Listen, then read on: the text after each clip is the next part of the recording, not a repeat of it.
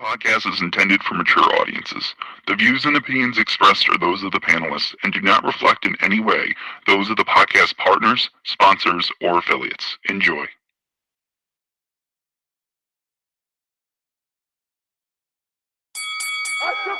ThaBoxingvoice.com. Beyonce Productions. I must be the greatest. Let's get that done. I've been here before and I know what it takes. It's hard work, dedication. ThaBoxingvoice.com. Mayweather's he's the best. Win, lose, or draw, we coming to fight. Ain't nobody take that away. We're coming to fight. They do what they can, I do what I want. When you look at how he throws that left hook, it starts out really low. We're going to see what kind of character he has. Oh, and the lefts and rights by Maidana. And it's all Marcos Maidana here. A lot of those punches off his shoulder. I think anybody out there listening or the key, anybody, think that that's a dangerous deal to make. I think it's a perfect deal to make. That's it. 15 minutes. Can you be strong for 15 minutes? Can you? Listen, the concentration is leaving a little bit. Pick it up. Pick it up.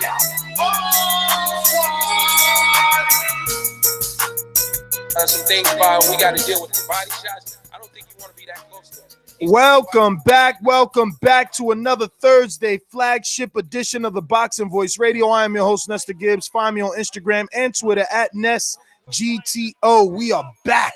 Keith Thurman is back. One Time is back. It's going down. We have a lot of exciting news to talk about. Anthony Joshua going to make his decision in about a week. Keith Thurman going to defend his title in a couple of days. So much to talk about. So many things. Dazn is back in action with GOLDENBOY and Jaime Munguia. We have Nyambayar or Nyambayar, something like that. But I've been watching hella tape. That fight with him and Claudio Marrero is going to be explosive for the IBO title in the 126-pound division. Same division that Chris Colbert wants to win a title, and he'll be making his return to face Josh Hernandez. The Russell brothers return as well. Antonio Russell and Gary A. Russell, not to be confused with Gary Jr. or Mr. Gary Russell Sr. I don't know. So many Gary Russells in that family. Who the hell knows? But there's only one Marsellos Wilder, or is that only one Deontay Wilder? I don't know, but Wilder will be in the building, both of them, in February on the Joe Joyce Verne undercard with James DeGale and Eubank Jr. What else do we have? Just a bunch of stuff to talk about. Frank Warren says he hopes to have Deontay Wilder, Tyson Fury be a done deal by the end of next week. So that means in the heavyweight division, a lot of things are going to get squared away. Anthony Joshua allegedly making his decision by next week. Wilder Fury having a decision by next week. The WBC president saying Pacquiao was not 100% for the Floyd rematch. For the Floyd fight, and he would want a Floyd rematch and thinks that it would be huge. Plus, I don't know, Manny Pacquiao's come out and told Filipino News that there are some invested countries, but we've heard that before, right? Bunch of fight announcements and some letdowns. Somebody won't be fighting Leo Santa Cruz anymore. We'll bring you the details later. Sean Porter is officially now making his defense of his WBC title versus Yorgani Ulgas. And Andre Fonfora is back in a fun fight versus Edwin Rodriguez. Battle of the two long-forgotten light heavyweights. We still got a ton more of news to get to, but we also got some co-hosts, panelists to get to. So let's do that. It's me, Mario. What up? So much to talk about today. Definitely. You got a lot of fights this weekend. I'm excited to see what Thurman looks like. Look, I'm not expecting him, have any problems with Lopez, and I'm sure we'll get into that. But it's just good to see him back either way. It's been a long time coming. I think that Munguia coming in to the Charlo's hometown makes a statement. Can he make a statement is going to be the question. But yeah, man, Dazn, GOLDENBOY. We got Thurman. I forgot what network he was on for a second there. And so, it's going to be really fun. We got a lot of stuff to get to too. For all the heavyweight talk we do, hopefully now we have the kind of headlines that actually mean something.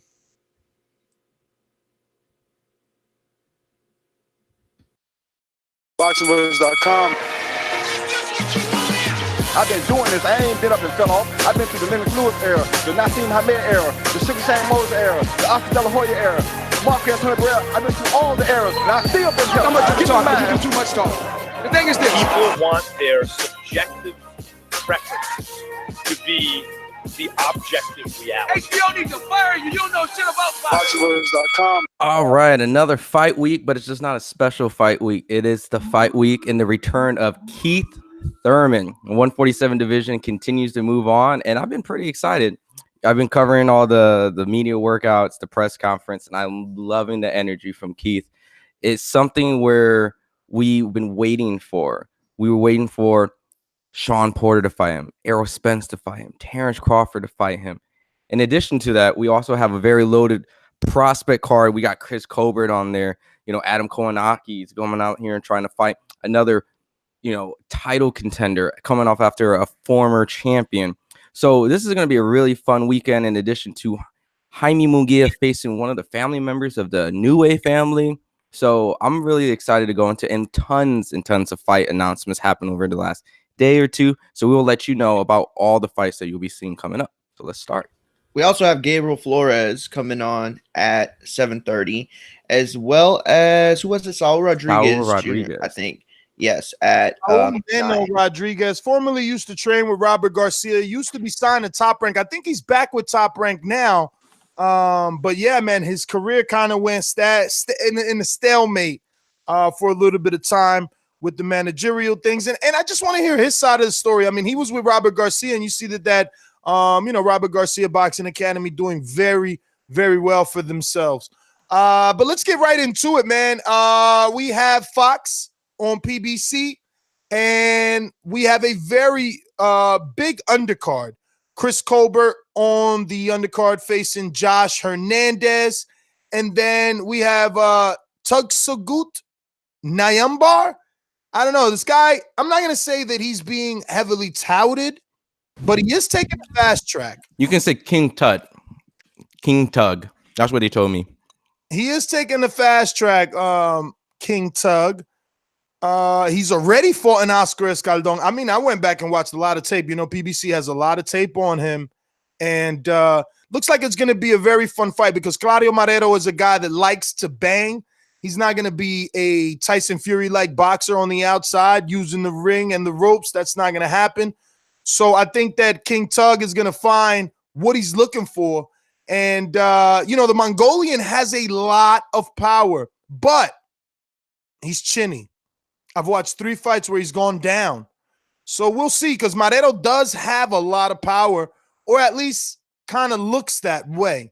But, yeah, I mean, do we start with the Russell brothers? I don't really know who's who. Neither have done enough to tell them apart. They haven't really been on TV. My motto, watch them when you got to watch them. So for all my UK people listening, you see, we got the Russell brothers who obviously have pedigree.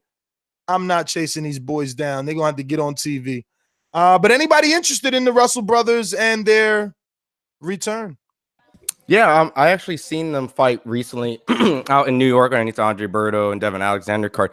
One of the brothers knocked someone out in flat 10 seconds. So I didn't really get to see much.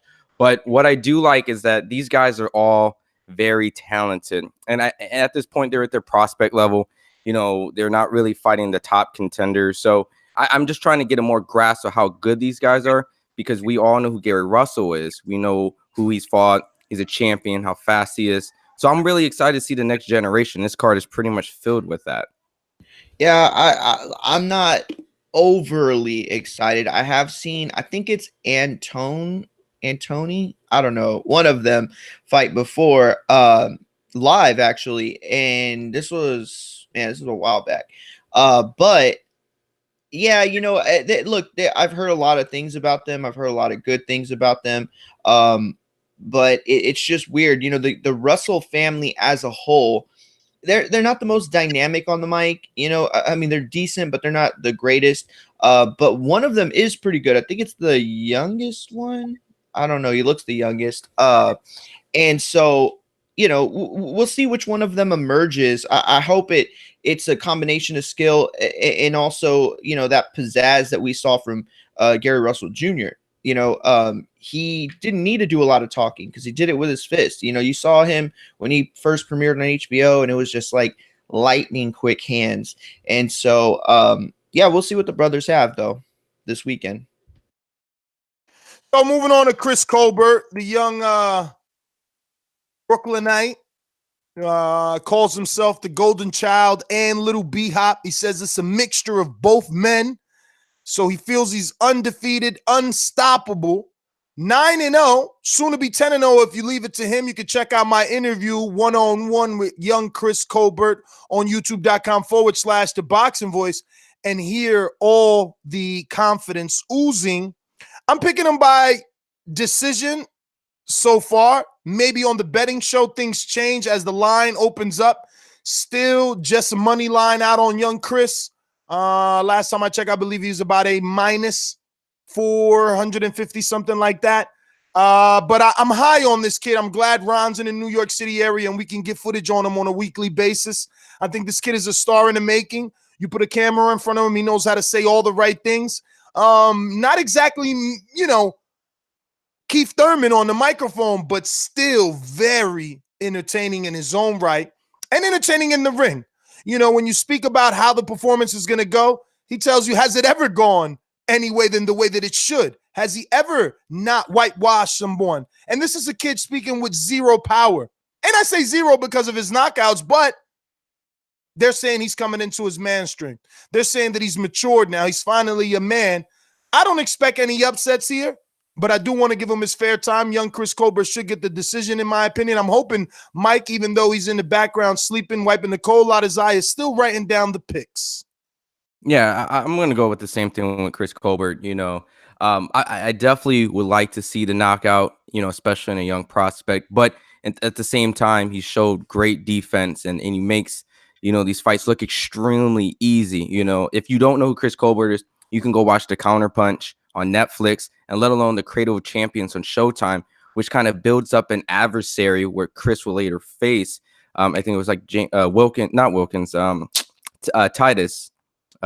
So Chris Colbert is like tied into all these boxing documentaries you can watch, and then eventually at some point he's going to possibly be getting more headline positions because they're moving him. He had an open workout with these guys like Adam Kownacki, Keith Thurman. He definitely talks really well. He was talking a little smack to some of the media members at the workout. Let alone he had Balenciagas on when he was working out. So he definitely has the what would you say, the appearance, the showmanship. He had the pink hair going on. So hopefully he can get a cause for cancer awareness is not a fashion thing. Well, he had green hair before, so I'm just saying, like, yeah, but this one was cancer awareness for breast cancer, and his mother, and then any other cancer survivors, because his mom is a cancer survivor. I could pull up the quote, but that's basically paraphrasing.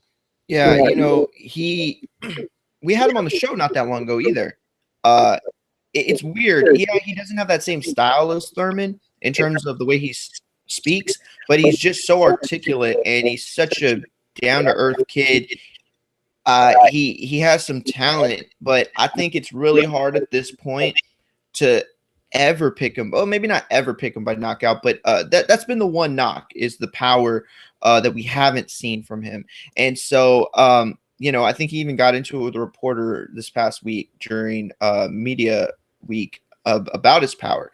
And regardless, even without the power, he's definitely looked entertaining. He knows how to talk. So yeah, Ness is absolutely right. This kid could be a star. He could be a big star. I think he has that crossover potential, but it's gotta be in the ring first. It happens in the ring first. There's some guys that can out talk their talent. I think Broner's like one of them. Even though Broner's extremely talented, he's even better on the mic. And so, but I don't think Chris Colbert's one of those guys. I think that his ability to speak will match his ability to get things done in the ring. Yeah, and if you kind of want to see a little bit, we have footage on his media workout, so you can go over to the channel and see that. He was a 2014 Daily News Golden Gloves champion in New York. He was also qualified Olympic trial, so he definitely has a great amateur background. So excited to see what he does over the weekend.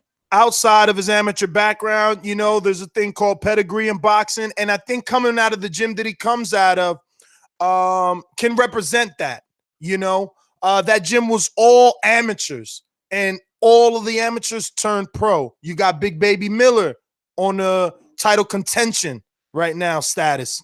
You have Rashad Mati, DAZN prospect, red hot. Nikita Abu Ali, DAZN prospect, red hot. Nikoshi Solomon made his comeback. He's 1-1 now. Won his last fight. You know, all these guys are training out of that gym. Richardson Hitchison out of that gym. You know, Lennox Allen out of that gym. So lot of talent, man. Look, even the young Titus Williams wants to be trained by Arliano Sosa now after losing to Chris Colbert. So yeah. I mean, look, Bayside, I know 1-1. It's funny, but you know, a lot of people would pack it up on their first debut loss when there's so much hype behind them.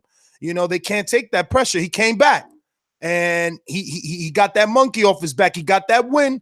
And let's see, could it be another Bernard Hopkins story that we live to see? Instead of someone telling us B-Hop suffered his first loss and came back to do everything that he did, we could be here with Nikoshi on his story. We'll see.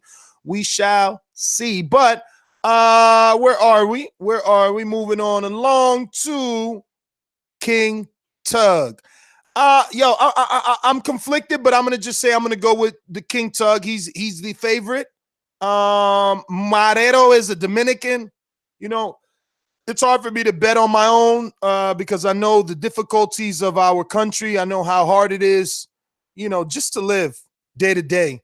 You know, sometimes I wish I could just move back there because rent would be like $300 for me. You know what I mean? For a 3-bedroom. Living in DR, you know what I mean? Blue beaches and all that good shit.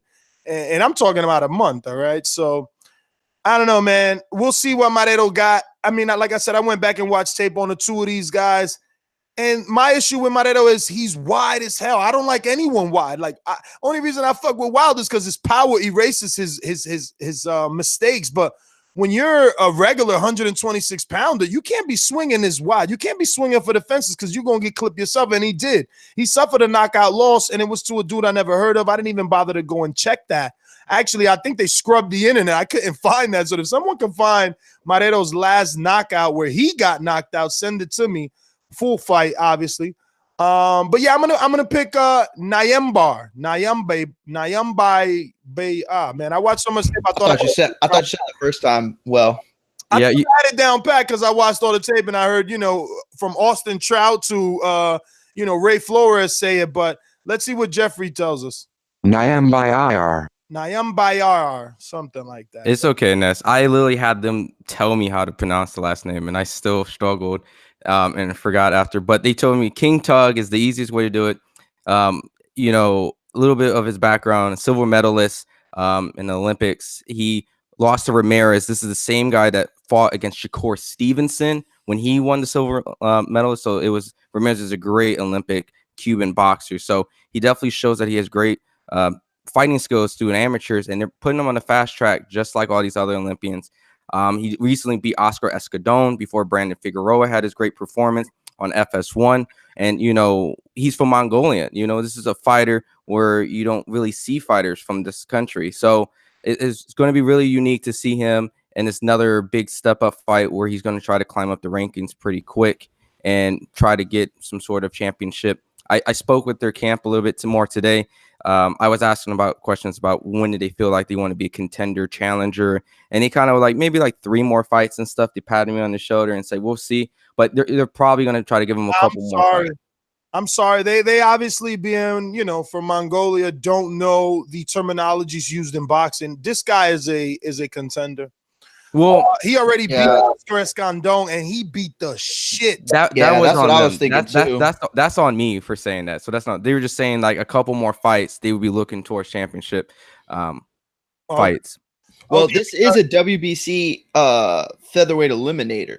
So, you know, I think that it's a really dark horse type fight on the card because they're very opposite in a sense, like the way they came up. And I'm not talking about like hardships or anything like that. I'm talking about, you know, one of them was like highly touted, and the other one's not that they were highly touted, it's that they were highly touted for a different reason. Claudio Moreno, he is wild, but I think that's what makes him fun at times.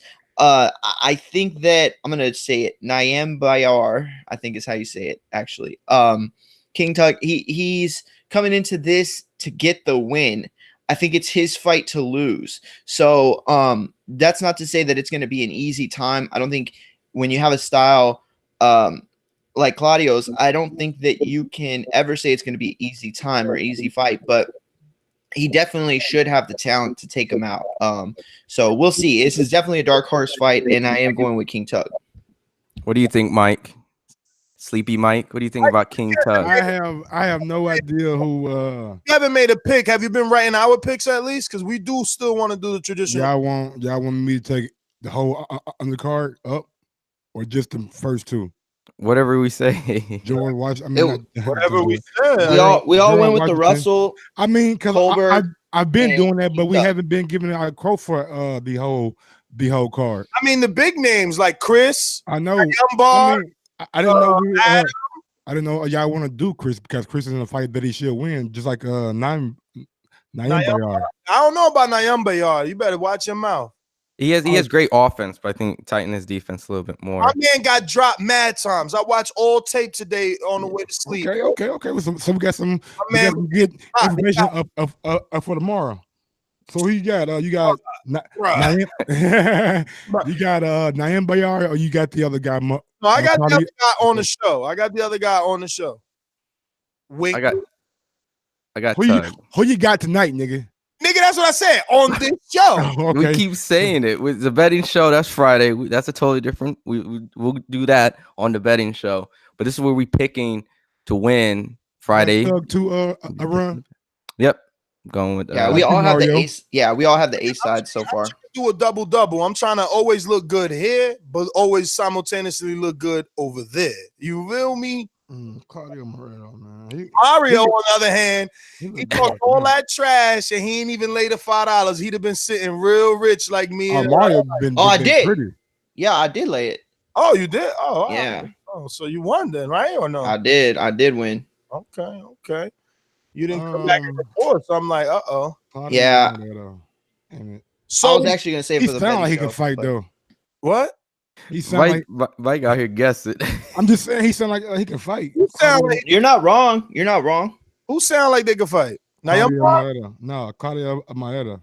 I mean, he used to look like that, and then he got knocked out by somebody I never heard of.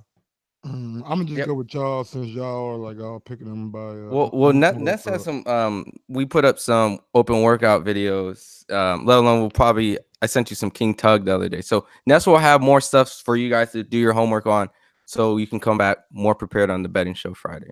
Okay. But yeah, man. Like I said, I don't know much about Marrero, so I'm just go off y'all, pick it back off y'all, and go with King Tug. Chris Colbert, I expect him to win. He's one of those guys that I got a lot of stock into. I think the kid is going to be a star one day. I think he can go out there, has the skill. The only thing that we are all wondering about was that will that power come back. And it's good to see the Gary Russell brothers all fighting. I haven't seen those guys in a while. So wow, is Marcellus that's still? What we said. Is Marcellus still on this card, or is he just on the Eubank card? So he's on both cards. He's on both cards. So yes, sir. He's on both. Should be a gimme. Yeah. But yeah. Do you King Tug? Everybody cool with that? Yes, sir. Any final thoughts before we move on? No. Let's move it. What are we talking now? Kownacki, Washington? Yes, sir. On the show, I think I'm gonna go knockout Adam Kownacki late. Yep, got it. I mean, I guess we should break it down, or I should break why. I mean, look, Washington only had one tune-up. The dude that he tuned up with isn't on that level, and that's rightfully so. It's a tune-up. You're supposed to, but Washington, Kownacki's all wrong for Washington. If I was advising Washington, he wouldn't have took this fight. I told him in his face. I told his trainer in his face. You could check the interview. He needed more of a tune-up. He just went through the ringer with Big Baby, and now he's going to get the same style. When these two dudes say they brothers, I know they don't look it. But if you could be brothers by the way that you fight, well, then these guys are definitely brothers. And I know maybe to the naked eye it doesn't look like that, but I've watched both of these guys in sparring. The engine just doesn't stop. And this is going to be all bad for Washington. Now, if Washington somehow can overnight show us true heavyweight power, then he has a shot because the uppercut is there for a tall man like Washington to hit Kownacki on the way in. But is he going to be able to do that? I went through the record and it's just like, he knocked out Ray Austin a long time ago and he hasn't knocked out anyone really. So when I think it was Young Stunner from New Jersey calls in saying how Washington is going to knock out Adam Kownacki. Dude, you better not bet with me. Again, the last dude that bet with me, I told him not to bet with the house. They're giving Washington like a plus 800 or some crazy shit maybe for a knockout. He'll never get it. He'll never get it, but, go ahead and try. I'm going Adam. Adam, while he's not defensively a wizard, his offense is his defense. He gets hit, but he's throwing so many, and he's going to outwork you, and he's in phenomenal shape. I know people are used to seeing him fluffy. He looked thinner than me. He started camp earlier. He did 12 weeks, not 10 like Thurman. We thought Thurman turned it up because he added an extra 2 for this fight because he'd been out a while. Well, Kownacki, he added 4 extra, and I said, did you leave it in the gym? He said, no, because we took care of diet. I've been dieting and everything. So, look, man, this is the year of the heavies, and I believe this man is here to make his mark.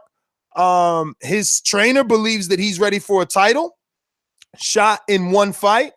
After one more fight, I don't know if that's necessarily the case, but I'm pretty sure he's going to get the win versus Washington Saturday night. Yeah, I have to absolutely agree with you.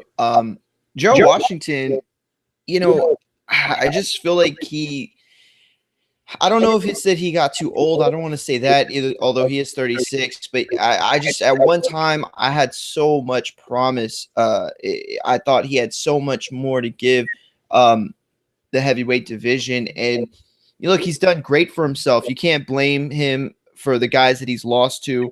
But Kownacki's coming in, and he's shown a lot in the last, I'd say, like 3 fights, maybe 4, that he stepped it up a level. And for him to go up a level at this point against a guy like Gerald Washington who might be on the downside, yeah, it's just a recipe for disaster, like Ness was saying. I can't help but understand. Man, I forgot who it was. I thought it was KO, but it definitely wasn't KO. I can't remember who it was that was saying Gerald Washington was the guy to pick in this. I can't help but feel for that pick, and I can't help but do a double take when I say I think Adam's going to win, but I just think Adam's going to win, and I don't think I'm going to change it at this point.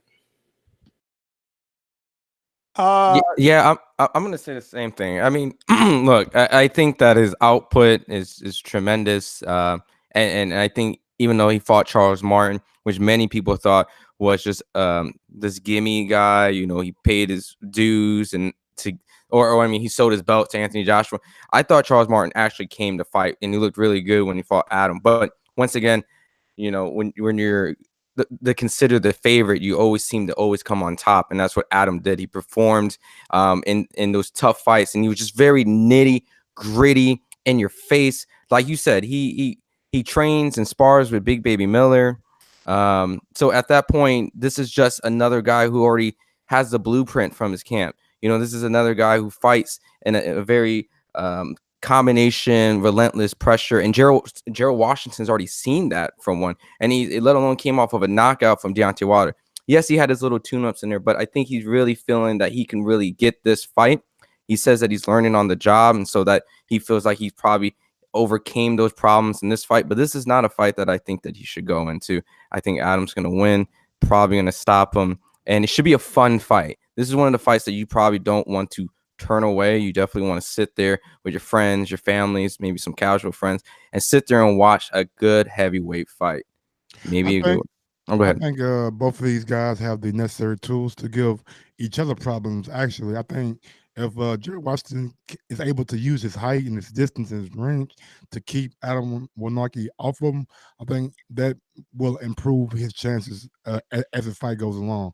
Also, I think the pressure that Kownacki puts on people, and we've seen in the Gerald Washington and Big Baby fight that he could be a problem, but I don't know if Kownacki has the same amount of pressure as Big Baby has been, that he's 300-something pounds. So I think Gerald Washington, if he's able to box how he did against Wilder and use his jab and use his range, and like Ned said, use the uppercut when he has a chance to, he maybe have the necessary tools to cause a upset. I don't think he'll ever be able to box like he did versus Wilder, simply because of style. Remember, Wilder gave him a lot of time to be patient. Like, that's exactly what I was going to say too. I don't see Kownacki giving him that. Yeah, Wilder didn't push the pressure, so he was able to just stay there and kind of use his jab and be a boxer. Find range. Yep. I wish I had that type of fighter in Border. I think I wouldn't have been all on the ropes, man. You crazy? You get a Kownacki, you don't want that. You don't want that Kownacki problem. Yeah, and I want to do an outside observation. Like when we were at the media workout, everyone who was scheduled came in and did their performance. They went in the ring.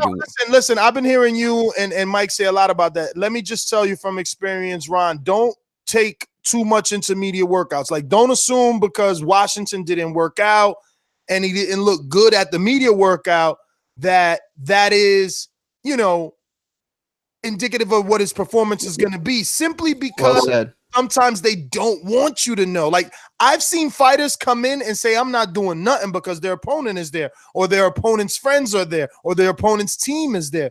So, which I agree. And I'm not saying, like, I'm sure there's many people who've done things in a way where, I'm just going to come in. I'm going to sleep. I'm not going to watch tape. I'm not going to do anything. I'm still going to dominate. You hear Mayweather and, in the past say, I don't watch tape.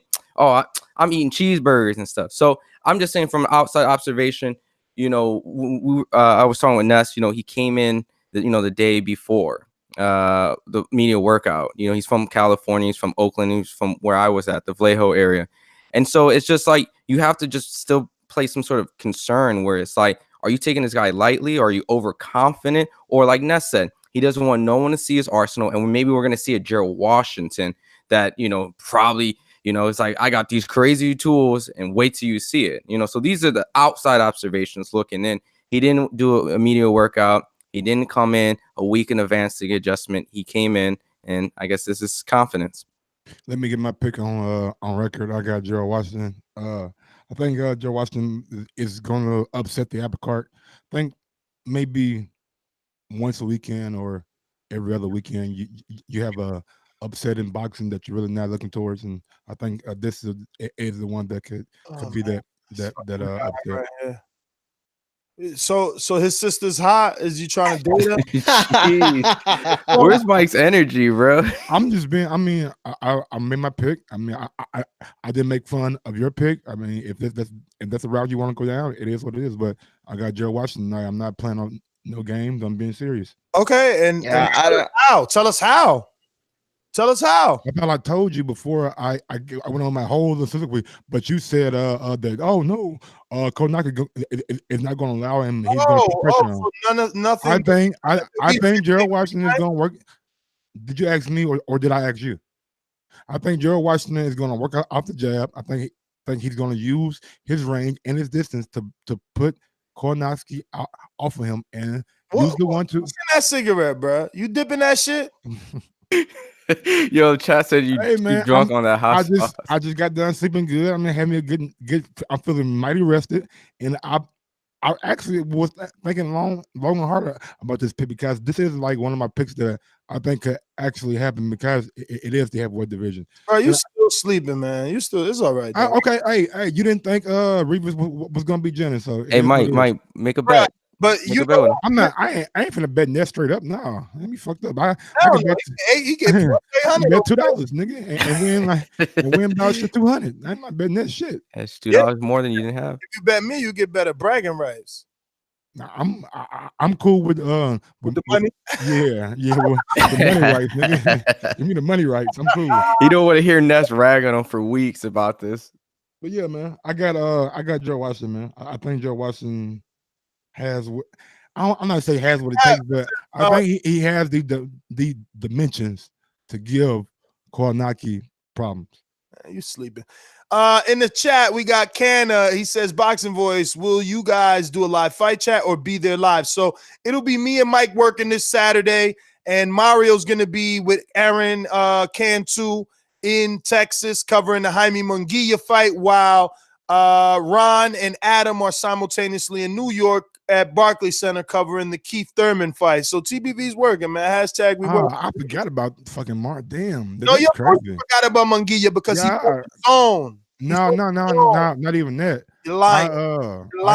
I just thought Munguia was on Friday. You're lying. Because I know James the Beast Wilson is on that card, which Ron didn't put down, but it is what it You is. ain't send no picture from Munguia, Mike.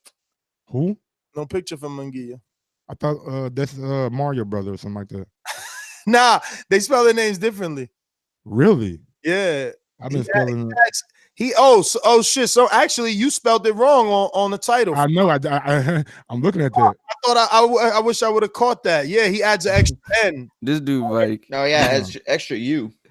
Fucking Mike. Oh, he does. IUA. Mike. IUA. Sleepy Mike.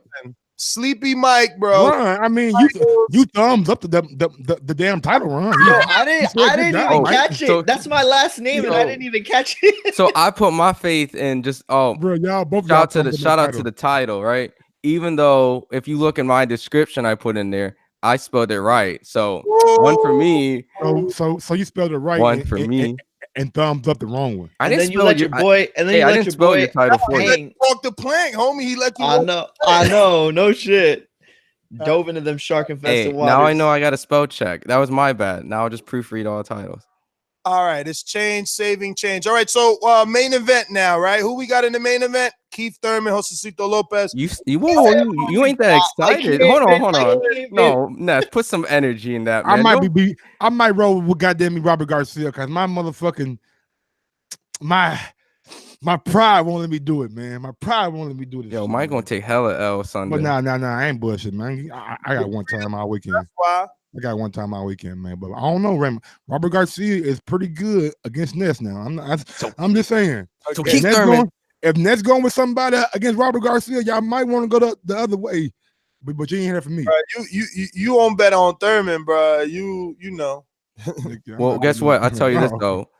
Ness learned not to bet on Broner after that fight anymore. Yeah, I never bet on Broner again. I never bet on Broner again, but that's he learned to start doing his push-ups. Yeah. That shit got me right to working out. Word is born. You can check my Instagram timeline. Like, fuck it, man. I did these 25 for Robert. I had to break that 100 down, so I did it 20. I'm like, damn, I ain't think I could do 4 sets of 25. You know, I had all them eyeballs on me. I'm like, oh shit. I took that home and kept it moving, man. Lost a lot. Adrenaline had your ass like, nah, nigga, I ain't about to collapse in front of everybody. Nah, hell no. I mean, look, I struggled in front of everybody. I tell you that shit. As long as you get them done, nigga. There's videos out there me struggling and everybody laughing like a motherfucker, but I don't give a fuck. But we got Keith Thurman, Josesito Lopez on Fox and ITV4, I think, over in the UK. Free 99 for both countries. Yes. Big ups to Al. Mm-hmm. Mr. Heyman. So I'm going Keith. How big is a Josesito though? I'm looking at this picture. He looks like he's the bigger man. I think he is a little bit. Would you say, Ness? I'm going Keith. I think that maybe he could get the decision, but I feel like he's banking for a knockout. But I don't know how good he is yet. Like we have to see. Let me go to Mario while Ness take care of the phone call. Hey Mario, does because you watch way more boxing than I have throughout the years. Is Lopez like the naturally bigger man than Keith Thurman? You know, he is big for the weight class for sure. Here's the thing about Thurman. Yeah, I would say that he's definitely like, I think he's definitely taller for sure. But Keith Thurman is such a stocky's not the right word. He's definitely not stocky, but he's a thick guy for the division. He's got muscle. So I don't think that whatever Lopez height differential that he brings is going to be enough to sway this fight. Lopez is a tough guy to get out of there. He is. He's got a chin. But I do believe that Thurman possesses the timing ability. I believe that he's tricky enough because that's a lot of things that people don't give Thurman credit for. Just because he has shown the ability to box well, like he is very tricky in there. You know, I think he's a guy who, until you see him, you don't really know what to expect, and or you think you do, and then he surprises you. So I do believe that he can get the stoppage, and if he doesn't get a stoppage, I'm gonna bank on the late throw in the towel type of thing, maybe the referee stoppage. Like I think he's gonna take a big enough beating that that this fight does get stopped, and so I just don't think that whatever size advantages Lopez may have over Thurman, they're not going to come into play. He's not going to find a way to use them. Does this 2-year layoff of I believe we have Gabriel Flores Jr. just signed in on Skype. Gabriel Flores Jr., is that you? Yeah, man. What's happening? How are you, brother? Thank you for taking out the time to give us this opportunity to get a little interview with you, man. And just want to, thank you again for coming on, and wish you a happy new year. How are you? Everything's good. Just been getting ready for the fight. So good, feel better. My diet is good. I'm just ready to rock. So tell us a little bit about this particular fight and your upcoming opponent. What is it that you know? I know he switches southpaw to righty, and he's a Canadian. I seen tape on him, and I just think I got the right thing for him. I've been sparring a lot of good people that are southpaws and righties. I've been sparring Jojo Diaz. I sparred Leo Santa Cruz. I mean, I went all the way to LA to get some work, so I'm gonna be ready, no doubt about that. Speaking of ready, man, you had a amazing 2018 from, big shows that you headlined in Reno, all the way to just having so many fights. What is Top Rank saying? Are they going to be able to keep you as active as you were last year, or are you looking to have a little less number of fights? Because I think last year you had about 6. That's the exact plan. Stay as active, keep those wins coming. I feel good every time I fight.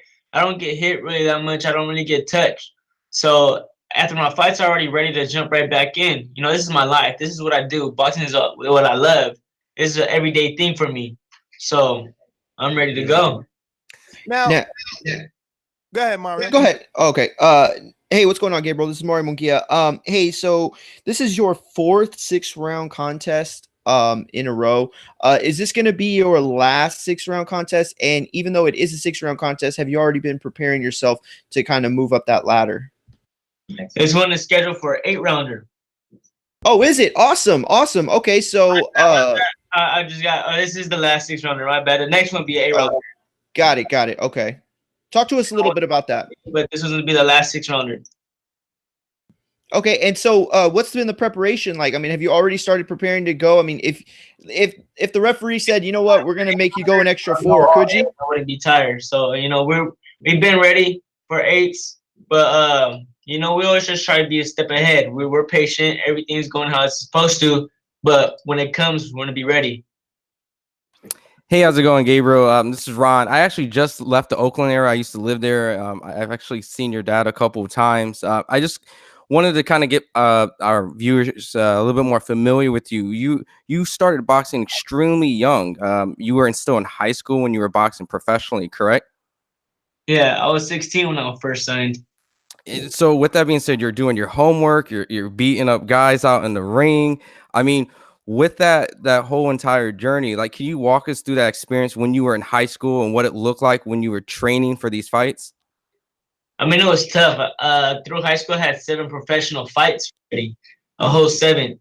So I had to make sure I was still going to graduate, stay on the books. It was a little difficult being tired from the gym because I am professional now. I was training 3 times a day, still made sure I had to get my work done. But it's all worth it. Education is very important, and that's something that I feel everybody should do, is graduate.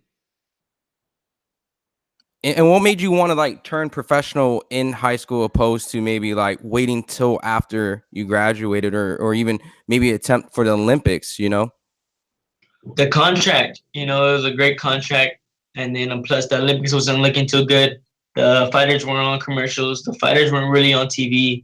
Fighters were getting robbed. So I seen a lot of downfalls. So I just thought, we got a good contract.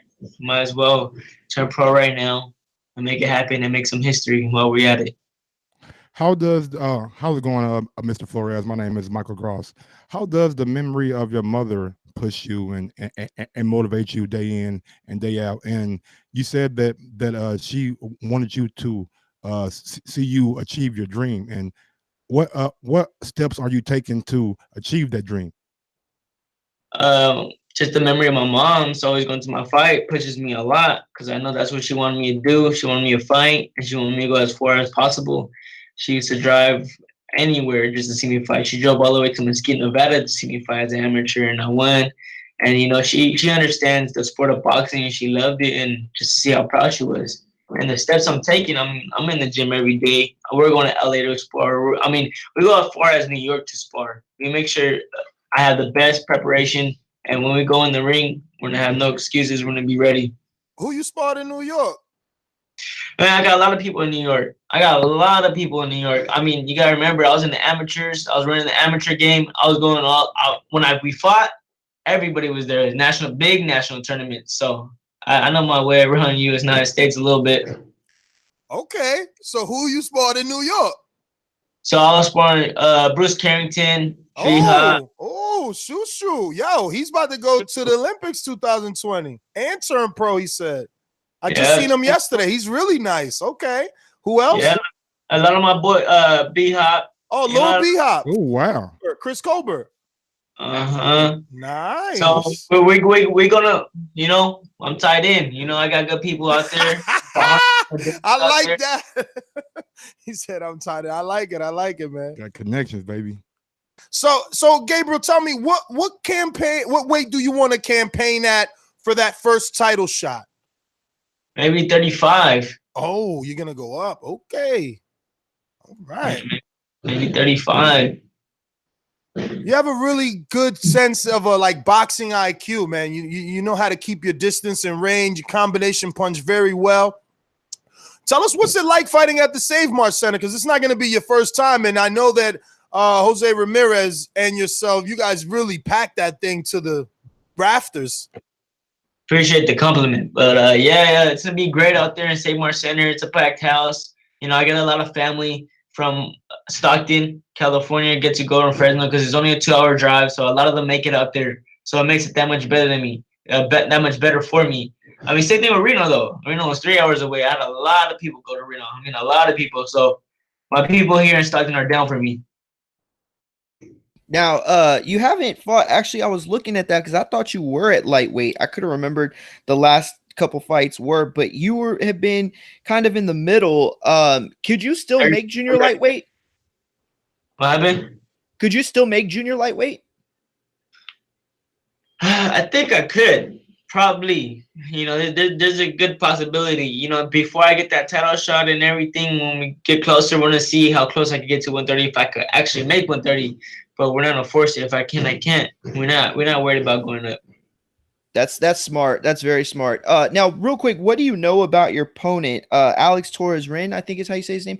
What do you know about him coming in? What are you hoping to accomplish? Is if you don't get that knockout, are you going to be disappointed? I never go in the ring and just say I'm gonna get a knockout. If it comes, it comes. What is gonna happen though? I'm gonna showcase my skill, my distance, and everything, and I'm gonna land punches at a blazing speed. So there's always a great chance of a knockout when I'm in the ring. It just isn't gonna happen. But I always focus on my performance first. I want to make sure I have a good performance. But I know he switches. He switches southpaw to righty, and that's not gonna bother me at all because I sparred the great southpaws out in LA and great righties. Hey, this is Ron again. I just wanted to get a little bit more into your roots, seeing the fact that you're from Stockton, Oakland area, Andre Ward, Vergil, Hunter. Do you have any type of relationships, or have you worked with Vergil, Hunter, or been around any of those guys? I haven't. And that kills your question. Hey, I got one real quick. Hold on. It's my turn. I thought we had an order now. Gabe? Because I would like right beside me. Oh, perfect. Can we talk to Mr. Senior, Mr. Gabriel Flores Senior there?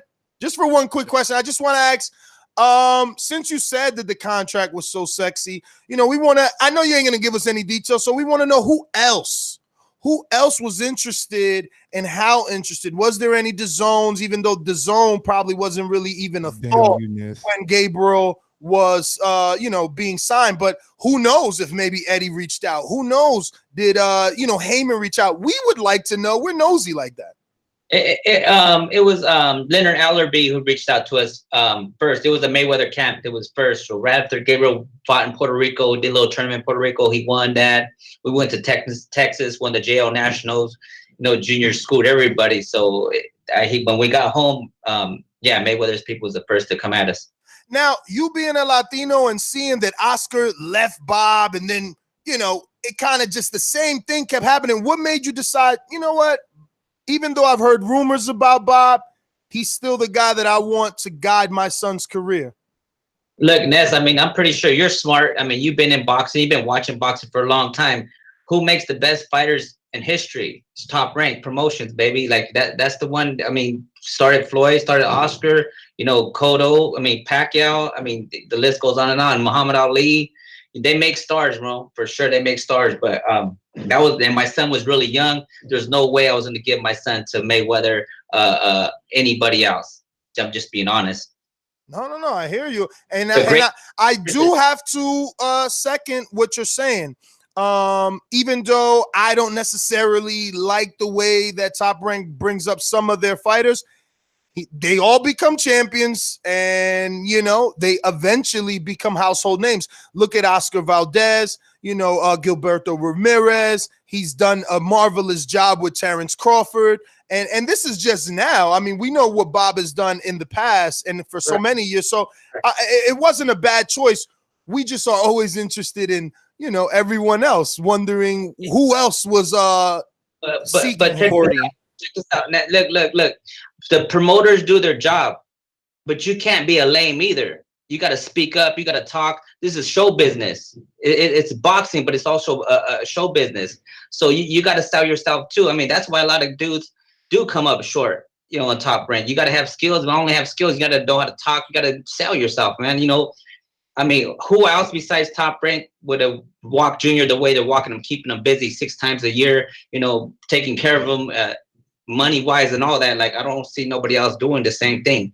And because he's so young, when do you plan on, letting the leash off, or are you looking to have him break one of those new records that were set as youngest champion?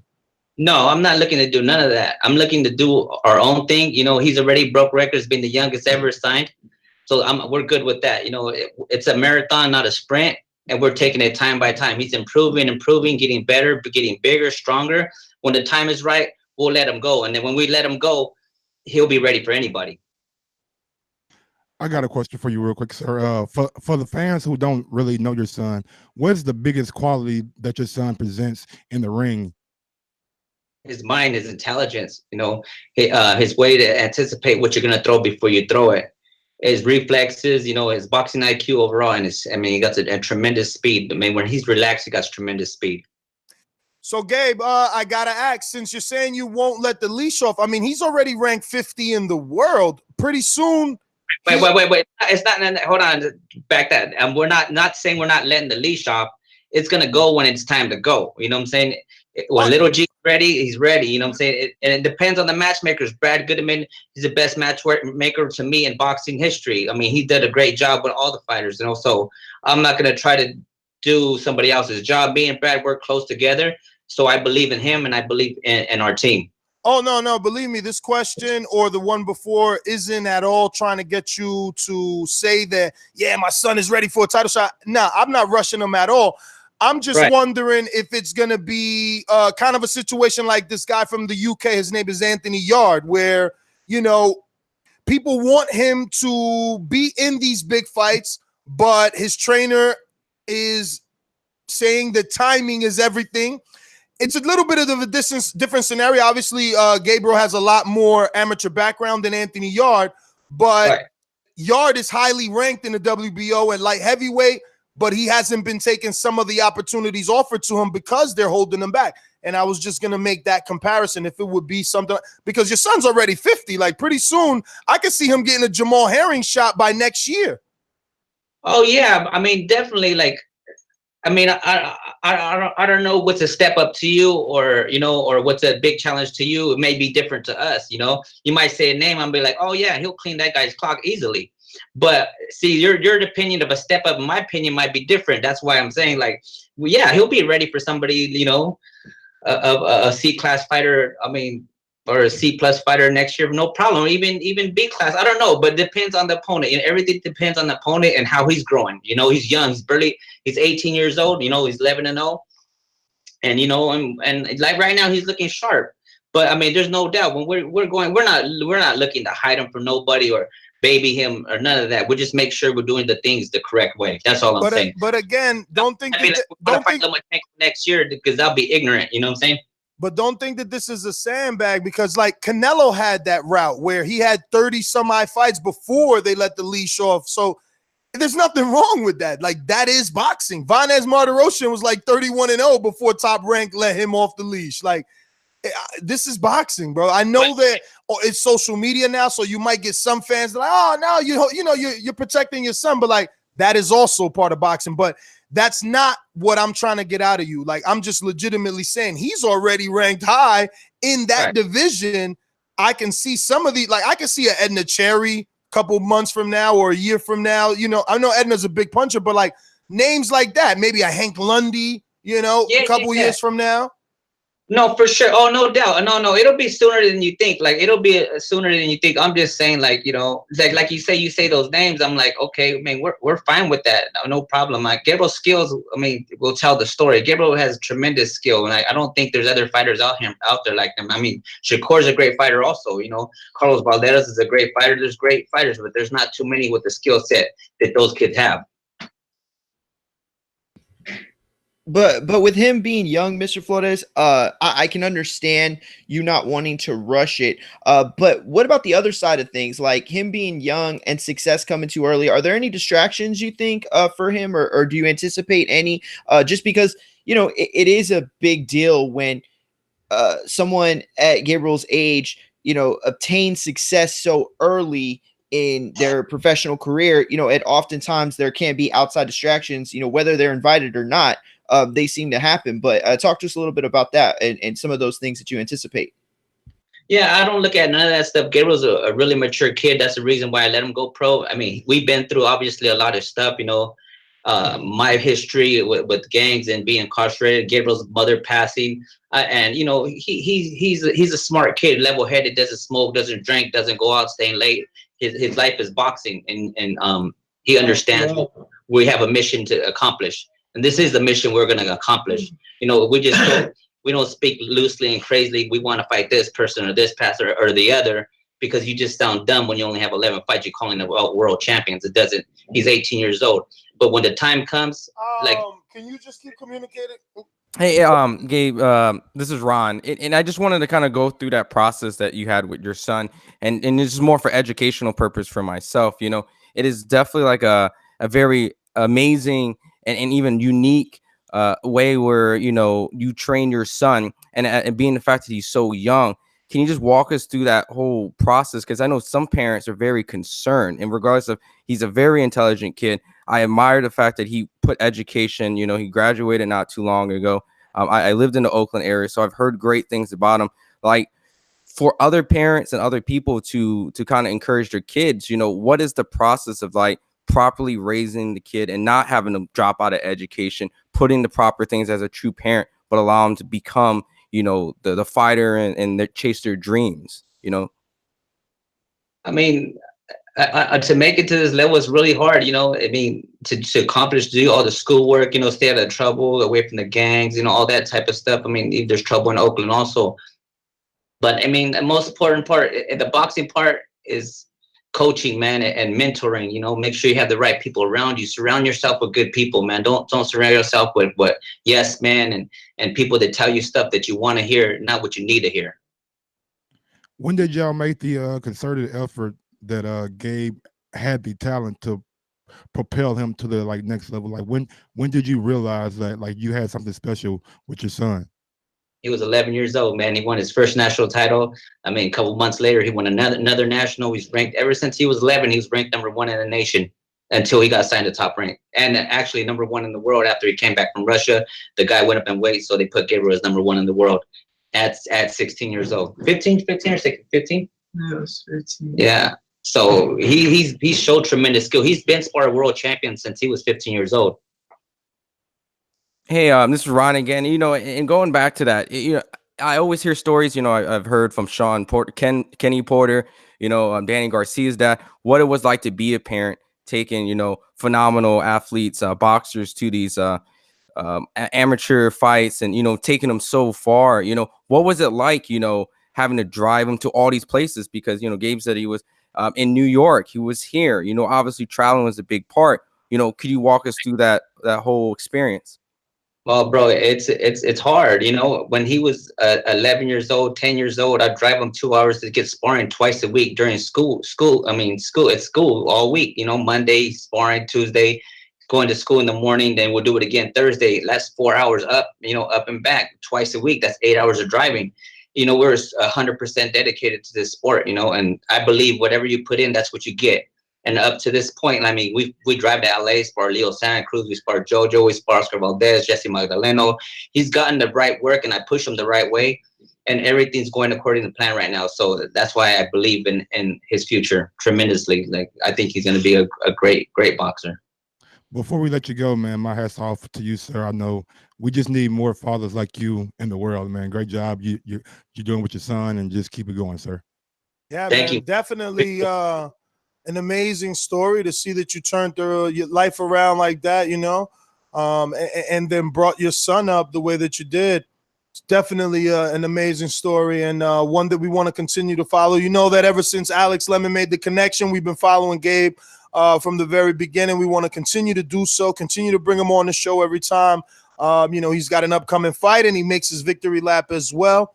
We want to thank you guys, obviously, for coming on the show, and, you know, have you give your social media out at this time in case anyone isn't following, they can do so, and just, you know, can't wait to get you guys back.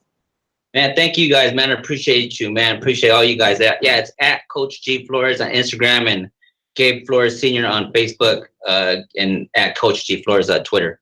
So, Coach, actually, do you work with Michaela Mayer, or does she just train over there, or has that stopped? No, I trained Michaela Mayer before. She lives right here in Sacramento. It was an hour away, man. She's a hell of a fighter, hell of a person. But she had her personal issues in her personal life where she had to move to Colorado. So I'm not moving to Colorado. So that was just, you know, something that happened. Okay. Well, thank you again. And obviously your son can give out his social media and, you know, say his goodbyes. But we appreciate both your time. On Instagram is G_squad_nation, same as Twitter, and on Facebook is Gabriel Flores. And I appreciate you guys for the interview and everything. You guys been rocking with me, Boxing Voice. Appreciate y'all. Thank you, brother. Thank you. There you have it, Little G, as the boxing public has given him. Listen, man, he's always been showing his skill, and that's what I like. He's a boxer's boxer, puts his combination punches together, and definitely seems to be mature before his time, you know, because the Save Mart Center is no joke with that crowd, and he performs time and time again, and his performances are getting better. And I can't knock Gabriel Flores Sr. You know, as much as we try to give Mike, our co-host, shit about, you know, Crawford, he said it.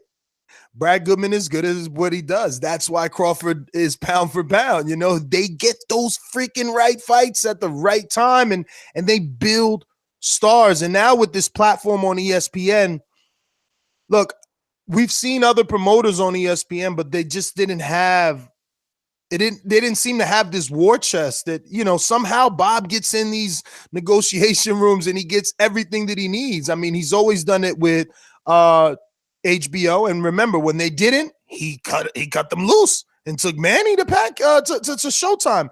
So he's always capable and willing to do the unexpected. Team is there. I mean, I'm sorry, Mike, but the team is there, bro. I mean, it's just, think about how many fighters of today Top Rank have, you know, built.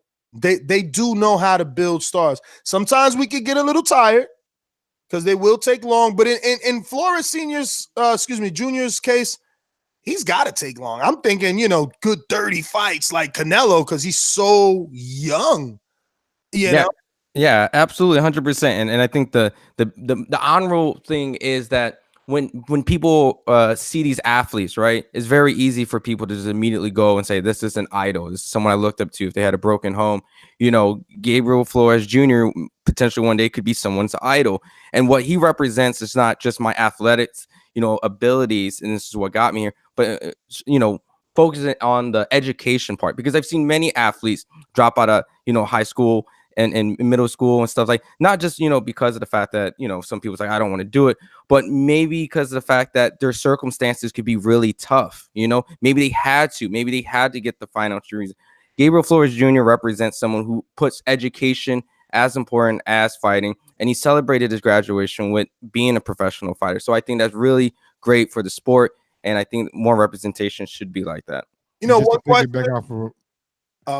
Just to piggyback off Ron's point, I'm a sucker for a great story in this kid.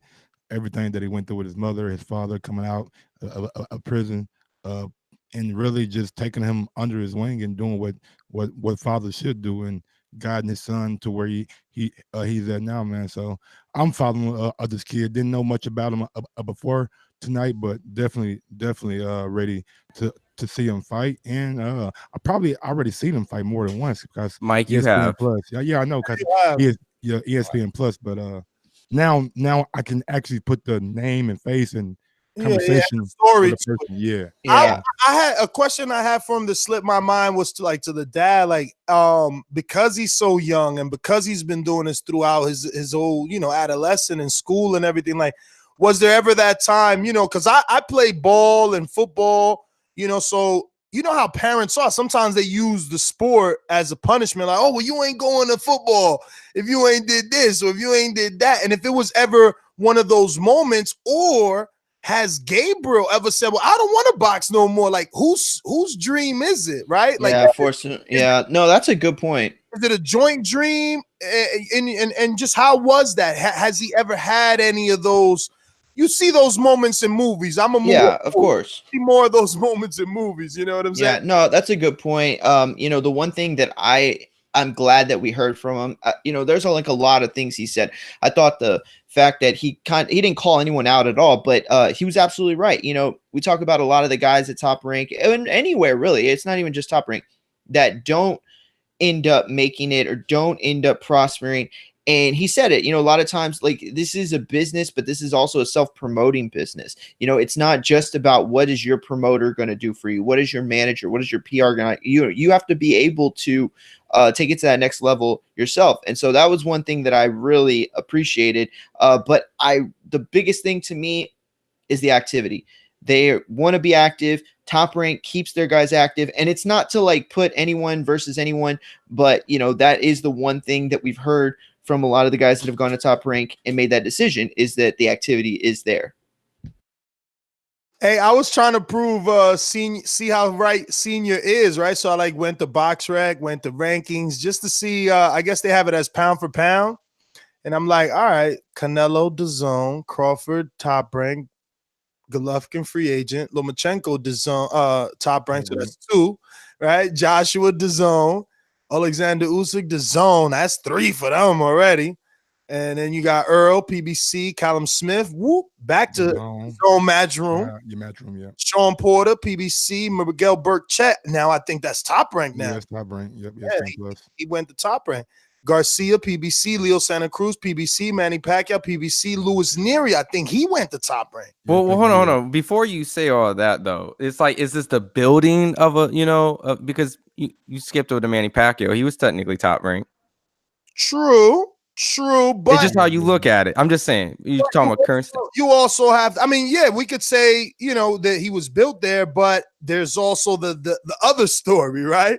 Yeah. the people that claim they're running away from Top Rank. Look, but again, I was just going to see how many in the top whatever pound for pound does each promoter have, and it's pretty even. It's pretty even, man. I was at Louis Neary and we were confused, right? Where is he? Where does he land? Is he Top Rank? I think he's Top Rank, right? I'm not sure, bro. I mean, Last time I remember Louis Neary, he tested positive WB, and they stripped him. I don't know. He was new guy. I never even heard of this guy. I don't know what he want to fight, but they're like from Thailand, so you know he ain't with Top Rank. But look, Oscar Valdez right there. But Daniel Jacobs, he's back with Matchroom. Josh Warrington, Frank Warren. Frank Warren finally got one. Is Colin? No. Colin Smith isn't for one. Damn, Frank Warren. After 18 mentions, Frank Warren got one. Tyson Fury was not in any of that though. Just curious. This is Box Rec, you know, top pound for pound lists. And this is their order, bro. This is their order. They got so Warrington is Frank Warren's, but then they're back to Top Rank with Alexander Gacek. And you got Top Rank again with Elderly Alvarez, even though it's a combination. You got Heyman there. And then that's hard to give it to I don't think you can give that to Top Rank. Give it to anybody because Elderly Alvarez started with you can't do that with Usyk, but you can't do that with Usyk then. So you have to remove the Usyk at the top. Yeah, Usyk can't be with DAZN then or a Matchroom. Usyk started with K2, right? That's who he's still with. He's with K2 and is a co-promotion with DAZN and Matchroom. Well, and I think Usyk is just starting to like develop his star too. Yeah, I mean, a lot of this has to do with networks, man, and that's why ESPN is going to be successful with Top Rank, or rather, Top Rank is going to be successful with ESPN because they have what HBO wasn't giving them, and A, it's casual eyeballs, and B, all that extra programming to run these guys through. But let's get back on track. And I just want to pick my Keith Thurman. Okay, you got Thurman. So I got Keith Thurman by knockout. I'm going there. KO. I want to. If you don't get a KO, you got to eat crow, right? I'm cool with that. I'm cool. Nah, I don't think you got to eat crow. No. You shouldn't say by knockout. Then. I mean, you do lose if you bet money by knockout and he does. Yeah, exactly. So you run. Do you only put by knockout? Mastermind Joseph in Texas that says Mikey started with Top Rank 2, but again, another disgruntled employee, because you see, not everybody wants that Top Rank diet, and that's why Mikey left. He's like, bruh, like I want shit that's gonna make me legendary, and he left. But did they make him into the star that PBC, Mayweather, that everybody wanted? You know what I mean? Say that Mikey was a star when he was with Top Rank, though. Like his biggest fight was Orlando Salido, Roman Martinez. Like, you know, he was just looking really good. But they put him into a position where he was at least highly touted. He was like one of the best free agents at that time, if not the best free agent. He wasn't a free agent, bro. He had to sit out 2 years to well, you know what I mean? When he got to where he got. After that, you know, people like Floyd was seeking after him. Everyone was seeking after him. Yeah, everybody wanted him, and he was getting that, you know, wine and dine treatment. I mean, they wanted him because they see the skill, but not because he was a ratings guy or anything like that. That's true. No, that's fair. Yeah, I don't know. It's tough. I mean, I think you got to give some credit to Top Rank for Mikey for sure, but his is a star that hasn't fully brightened yet. You give them credit. I said you definitely give them credit, but like I said, there's some people that don't want the diet after a while. You're right. After a while, they're like, "Listen, bro, I'm tired of juicing. Can we get some meat in my life?" No, you're absolutely not wrong. Hey, real quick, Mike. I want Thurman by stoppage too. Oh, so yeah, I don't know if it's going to be a knockout or, but I think at some point the referee is going to wave his hands before the last round ring. I agree with that because Thurman punches in combination. You know what I'm saying? It's just we don't know who's back, so I'm not going to put any unnecessary pressure on my boy one time. Like that's why I said I'm picking him to get the win. I want him to get the stoppage because I know he wants to make a statement. But like 2 years is 2 years. He looks good. I was in New York City yesterday. He looks very in shape. His face is nice and thin. You know, he looks good. So we'll see if it translates into the ring. Let's move on to the DAZN card. We got DAZN and Golden Boy bringing on Jaime Munguia, who's facing Tekashi 6ix9ine's little brother, Takeshi Inoue, for the WBO 154-pound title. Bro, the face-off pictures. We was talking about Gabriel Flores. This dude is about as tall as Gabriel Flores, who Jaime Munguia is fighting, right? Like, what the heck? But this is what they do. Again, Gabriel Flores a 5'9" though. I mean, I know he's probably taller. Just because he's in a lower weight don't mean he's probably taller than Takeshi. That's the issue, though. But this is what Jaime needs right now. Golden Boy needs Jaime, and they're trying to expose him to the public. And you don't want to put him in a dangerous fight. But I guess I'll preference all that with, hey, Oscar said that one day he would love to have Canelo versus Jermall Charlo and Jaime Munguia versus Jermell Charlo on the undercard. I think he said this yesterday on his social media. How serious he is, I don't know. But we see the DAZN looks like they mean business when it comes to making the big fights or the good fights. They made, Jacobs. Like, we didn't expect that, right? We all flirted with guys like David Lemieux and Rosado. Even Rosado's in tough, bro. I felt sorry for Rosado when I read the news this morning that he's got to fight Selecki. Oh, you talking about yeah. Yeah, he's fighting.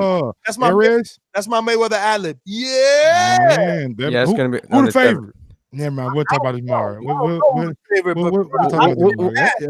We'll get some money on that fight. We'll get to the fight announcements. Man, and I was like, damn, really? Shit. Really? That ain't even damn, nigga. That's a shit. Now real quick, I want to clarify something real quick, because I think I read some tricky articles, but I want to clarify, and I think I said it on a show before.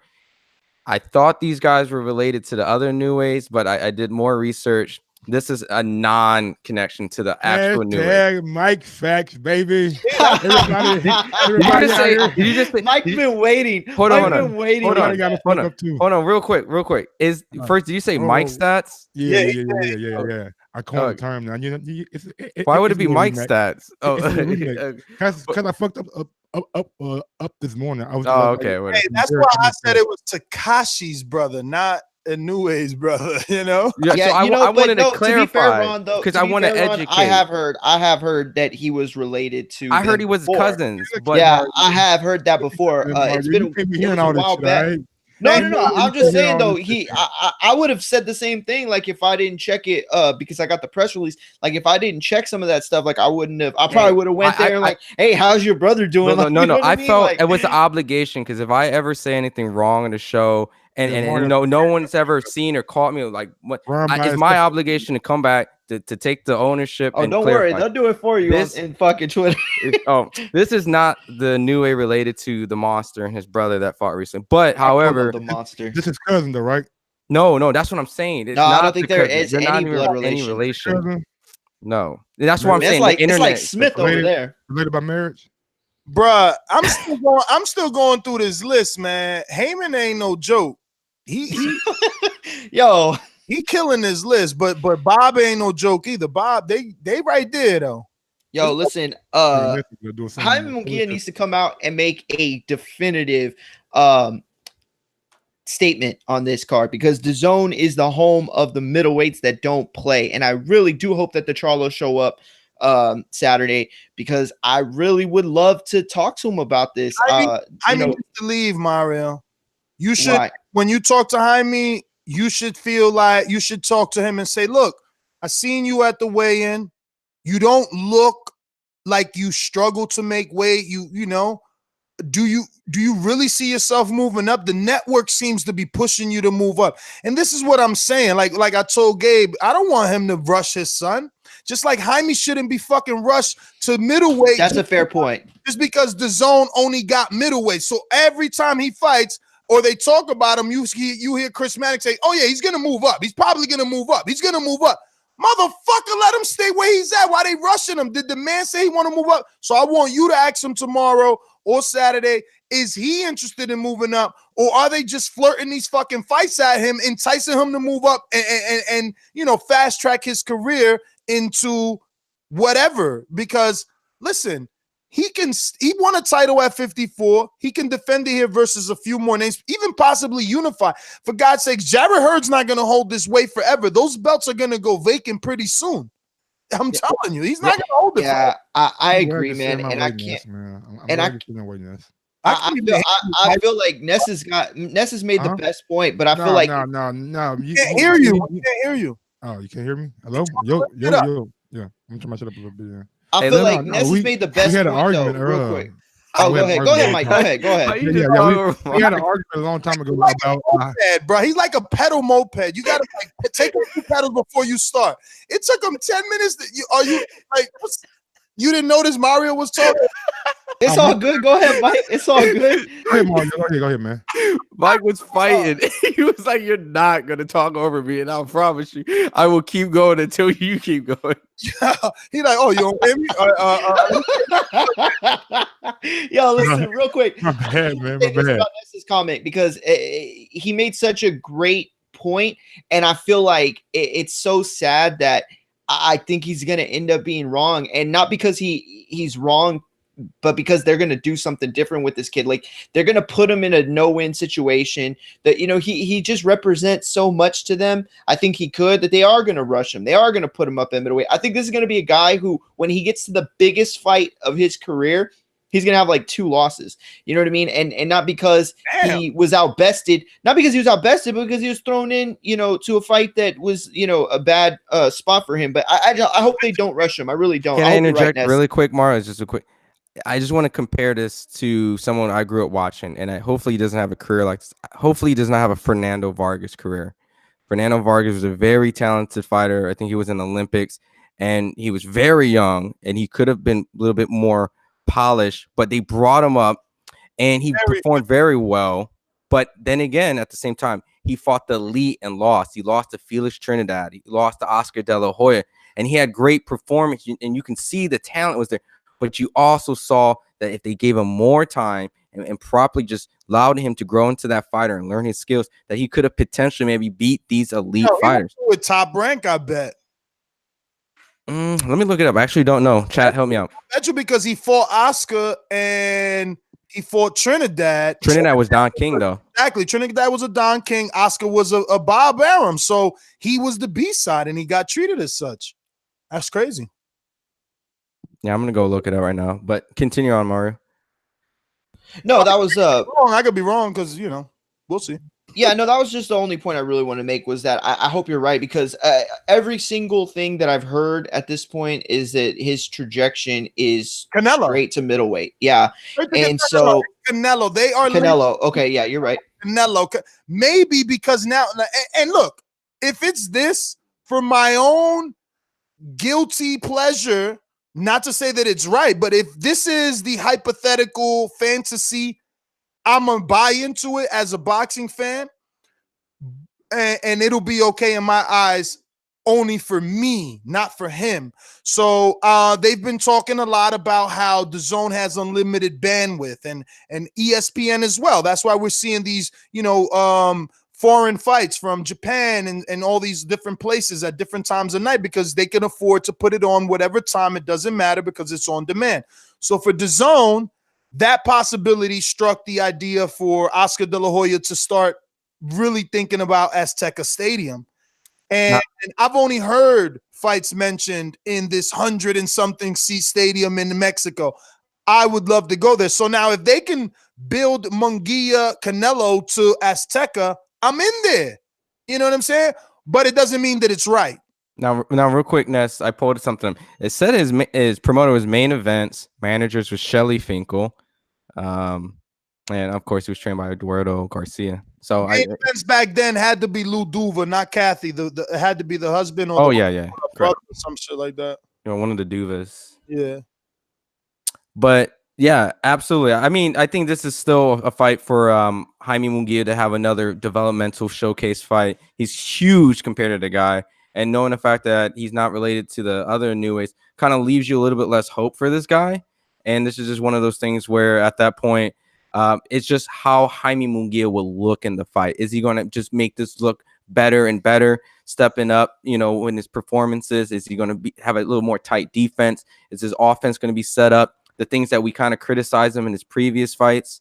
So hopefully we can see those developmental things in him so that we can go and get behind him at 154 because many people at first and probably still pick him as the weakest 154 champion.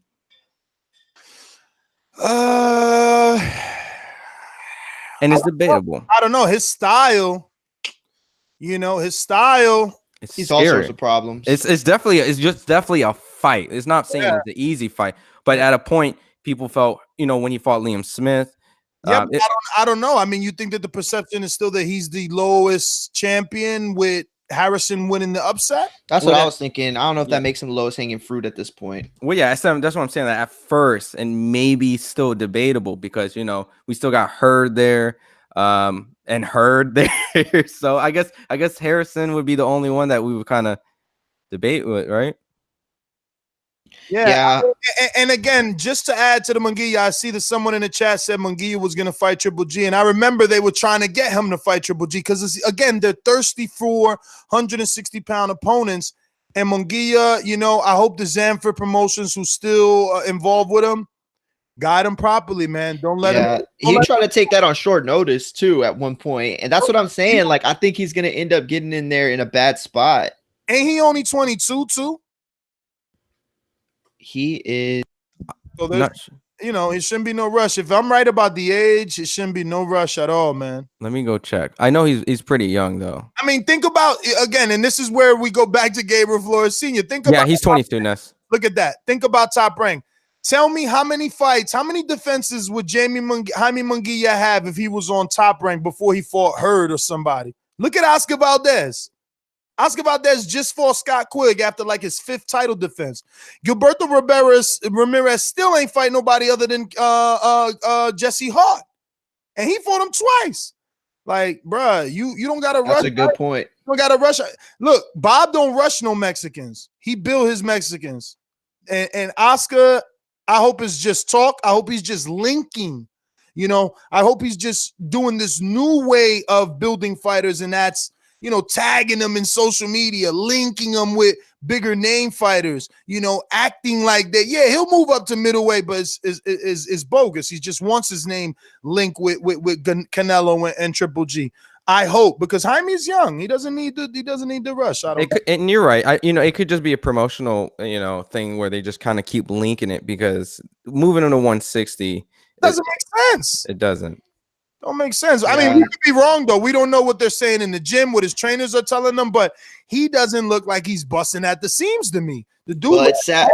It's sad because that Saddam Ali fight might end up being like the thing that breaks him. You know what I mean? Because they're gonna keep thinking that in their head that he could do it again.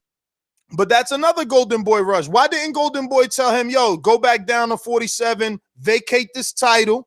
You beat Cotto. Let's vacate that shit. Go back down and let Golden Boy fight somebody with Jaime Munguia. Nah, they served his ass up, bro.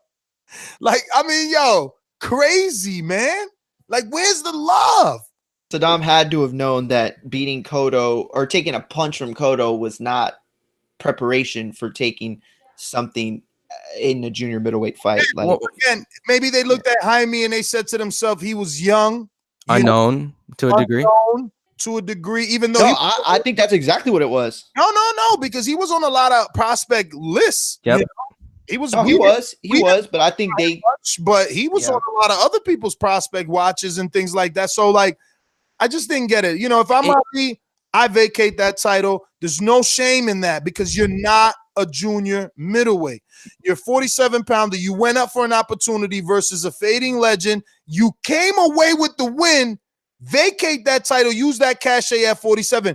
You could have parlayed that into a rematch with Jesse Vargas. Now you lost to this guy. He took some years off because you got hurt. You know what I'm saying?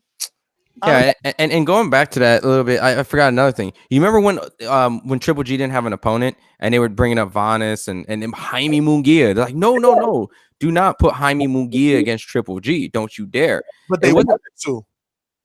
And even Kellerman was flirting with it on HBO Air, remember? Yeah, I remember that. Bro, like, that's what I'm saying. They're thirsty for opponents. It depends on the network. And again, that's why Bob could do it, because he always was able to get long-term deals. It's like, yo, you want Manny Pacquiao? Get all my guys on air.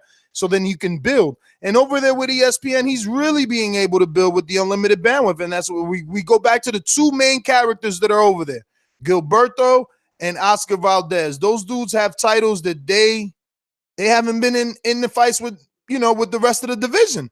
They just chilling. Like, isn't Valdez in the same division as the one that Mares used to be in, and Leo Santa Cruz and Gary Russell and all those names?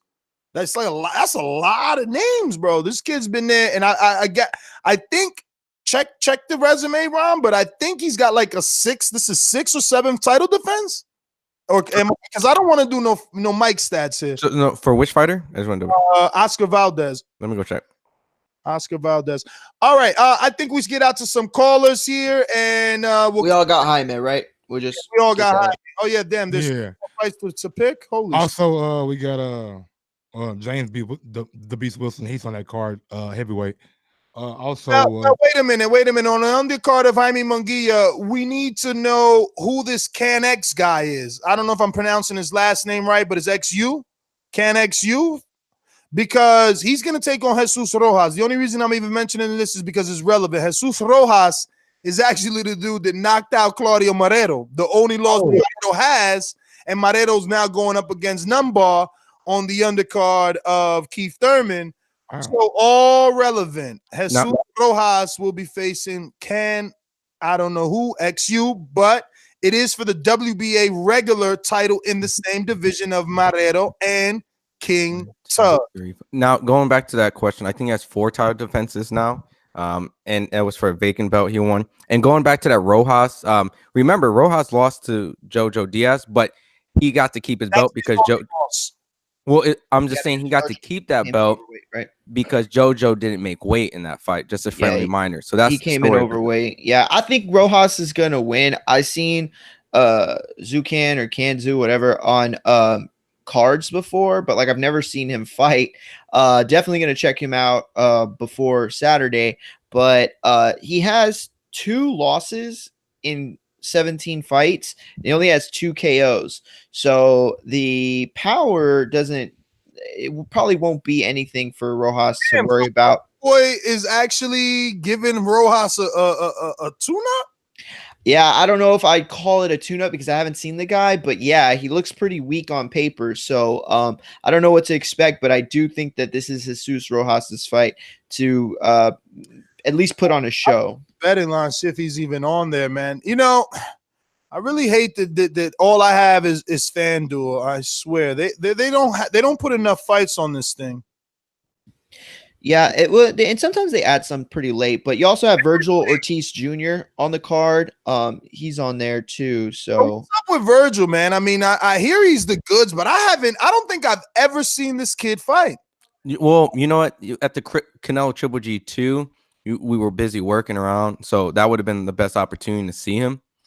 But I think that was the last time he fought. What is he, a junior welterweight? Let me go pull it up.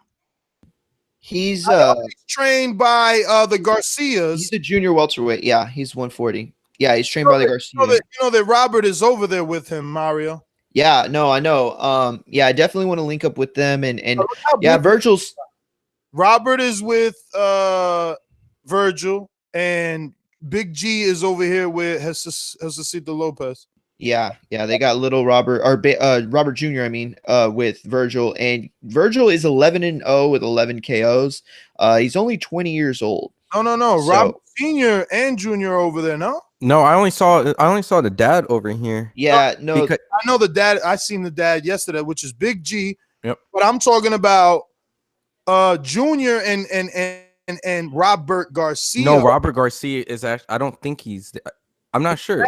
In Texas, I'm talking about. I don't think he is. I don't think he is. I think he has some personal things going on right now. Yeah, Junior's here for sure. So holy shit! So Junior's gonna get to be the. That's what I was gonna talk to you about. I was like, man, they're gonna give Junior. Yeah, and I talked to Josesito about that because we were like, how? I mean, this is a big fight for you. It's gonna be problematic not having your trainer here too. It's like, wow, whoa. Yeah, no, but you guys got to understand that Big G is the trainer. Remember, he was the trainer of Robert. Of course. And then he passed his tutelage on to Robert Garcia. He's the granddaddy. And also never left the gym. So as Robert, the son of Big G, became a trainer, Big G always was there as the second kind of mentor teacher still. So then they brought in the son of Robert, which is Robert Garcia Jr. now. Yep. So I mean, again, boxing is a inner city sport, bro. It's a blue collar thing. So it's beautiful to see this family pass on life lessons and be able to make a living with their entire family. I mean, look, I just imagine for us the relationship that we'll have. Junior's my man. I mean, I'm cool as hell with Robert, but Junior's fly.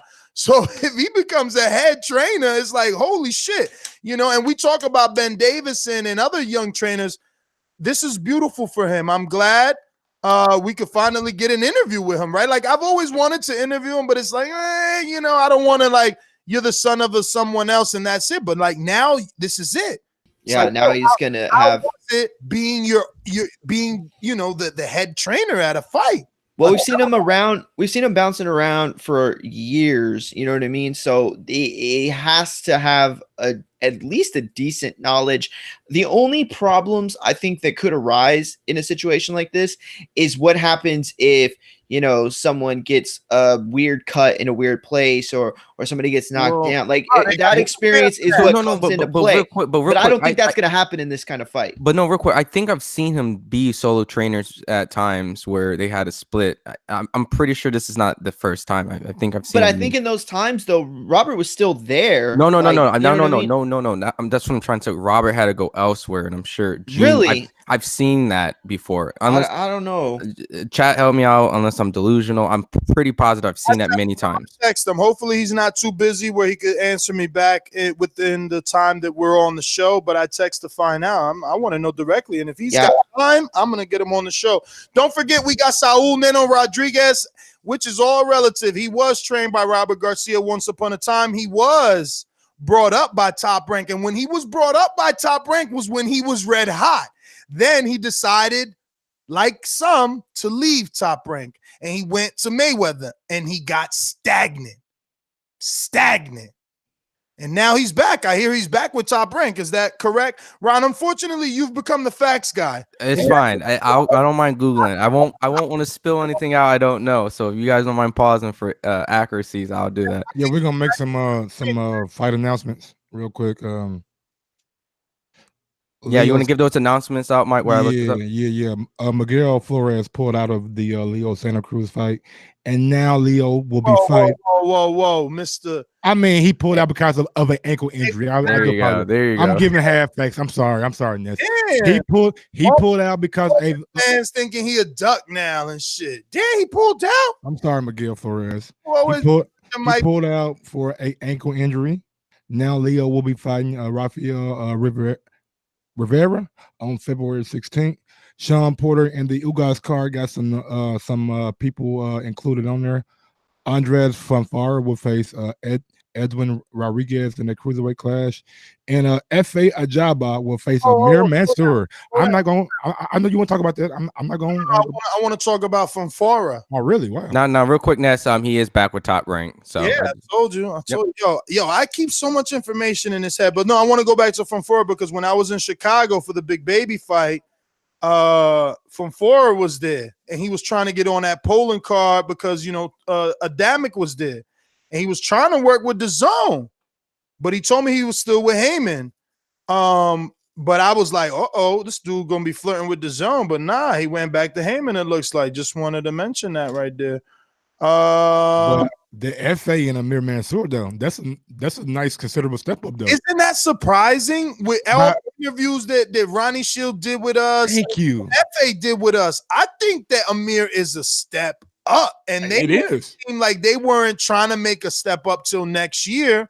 But again, we did talk to them in 2018, and they were saying next year. I just didn't expect it to be this early in the year. I think Amir Mansour is still a dangerous fight. I'll be honest. I think his last three, I wasn't able to watch the Sergey Kuzmin fight because of where it was at, and then he had another fight that I probably didn't get able. I mean, Amir Mansour. He's no different than Gabriel Flores Sr. He is that story again. And, when I seen this fight, I hated it because it's like I'm dying for Amir to get his shot. My man did 10 years in the feds, bro. 10 years in the feds, bro. Like, I want him to win. He needs a win. And he's only getting older, and now they put him in there with this fucking guy. Like, I wish he could have got the win with Sergey Kuzman or something. You know what I'm saying? I gotta look him up, but I'm pretty sure, man, his last 3 have been rough and tough, man. They've been. No, I think he go over and lose to Philip. Yeah, he lost yeah. Hargrovic as well. It's like this is the right time. This is the right time for FA to get him. Mansour is 46 now. Oh shit! Lost 2 by KO. His last one was versus the prospect in the WBC that we keep mentioning, Philip Hargrovic, beat him by KO. And before that, the Sergey Kuzman fight is now a no contest. Someone must have tested positive. Oh shit, Sergey! Ain't that some shit? All right, moving on. Tevin Foreman will be facing Jono Akaro. Hey, remember him, man? Did we have like a parlay on him or some shit? Yeah, it was a draw. He was supposed to win. Oh yeah, that bum ass dude. It was supposed to go to this. Wait a minute. What? It says that the original decision was a technical draw, right? TD is a technical draw. Yeah. Post-fight sample of Amir Mansour showed buprenorphine. I don't know, some drug there that I don't know. So the WBC officially asked local commission AIBA, Russia Boxing Federation, to change result to no contest on March. Why would it be a no contest? Is that typical? Because didn't Kuzman win? I thought it was a no contest when the winner test positive. Where's buprenorphine? I really don't know that fight, to be honest. Ibuprofen, nigga. I hope it's not that. I in front of that motherfucker. Oh, okay. Let's make it up shit, man. Yo, let me get Jeffrey on it. Hold on. I'm gonna let Jeffrey say it. Buprenorphine. Buprenorphine. Okay. You put a G in there. Yeah. No, listen. That's my accent. It's my Spanish accent. Yes, it's Katie Taylor will unify her WBA, IBF, and WBO. Another girl we don't know. Yeah, exactly. I don't know her at all. And Gabriel Rosado will face Selecki in a middleweight clash on the Farmer Carol card. So yeah, that is crazy, bro. That's crazy, man. Let me see where Selecki is at, bro. Wow. While you do that, just some quick tight ups. Michael Conlon will face Ruben Garcia on March 17th at the MSG Theater. Jesse Magdaleno will face Christopher Diaz, and Luis Galazzo. Oh, Jesse Magdaleno versus Christopher Diaz. Who? Pitufo? Let me go check. There's probably a lot of Christopher Diaz's. Yeah, because I don't know. I hope it's not 126 pound Christopher. The one that fought Ito. You talking about? I hope it's that one. It is that one. It is. Whoa. Christopher Diaz and Jesse Magdaleno. See what I'm saying? Like, that don't make sense if you're Top Rank, right? Magdaleno loses one fight, and Ito, and Pitufo loses one fight, and you're gonna put them in against each other. Both these guys had good trajectories. I mean, Pitufo, Puerto Rican. So wait, in Puerto Rico. So wait, does that mean Jesse moved up then? I guess what fight did he lose to Niejo? That was at like 122. So check the weight on it. Go to BoxRec, homie. There's no weight on there. I'm just assuming maybe it's a catch weight. I don't know, 126. That would be. There's no weight on the. I got Rosado pulled up. Maybe it's at 126. I don't know. It better not be at 130. Wait, so 126 Christopher Diaz. Well, what weight did Christopher Diaz fight last? We fought at 126 last, actually. All right, so maybe Magdaleno lost to Niejo at 22. Yeah. Hey. I was thinking 130. That's why I was like, it better not be at 130 because Ito fought him at 130. That's why I was freaking out. Like, what the hell? If I see 130, I'm gonna be like, damn, Jesse. Well, no, you gotta understand. Jesse's been at that weight for a long time, bro. Before Mayweather Pacquiao, Jesse told me he wanted to fight Rigondeaux. That's how long he's been at that weight, bro. Been there for a long time. Yeah, well, I'm interested now because we'll see. And then what's the last one, Mike? Please say that last one. It got cut off, man. I can't. My computer refreshed. No, I didn't hear it. You were in the middle. You said Luis Now, Colasso versus now, Ness, Samuel Vargas. That's what it is. Samuel Vargas you and were Luis talking about Colasso. the Selecki and Gabriel Rosado fight. What were you gonna say? I'm just like, it's fucked up, man. I like Gabe too, man. I like Gabe. Even though he's won at life, boxing has given him a great life, from working in Home Depot, losing to Alfredo Angulo on ESPN Friday Night Fights many, many, many years ago. Let me show you how many years ago that was, bro. So that's too tough back to back for Gabe though. First he had Aries, now he got 2009, bro. Damn. We're in 2019. 10 years ago, he lost to Alfredo Angulo, and he was still working at Home Depot when he took this fight, and he couldn't have a legitimate training camp, and he got stopped in 2 rounds. Yeah. Right there, he could have quit. As a dude with no amateur background, already had it tough, made it on TV, and then get stopped. My nigga, he still came back. You talking about Rosado? Hell yeah, I'm talking about Rosado. Rosado is the truth, man. He got to be in a Creed movie, man. And that's what I'm saying. Boxing, man, boxing is beautiful. Boxing has given him another chance. That's what I'm saying. This one is a tough one for him. This was tough. Hopefully, this might put him in position though.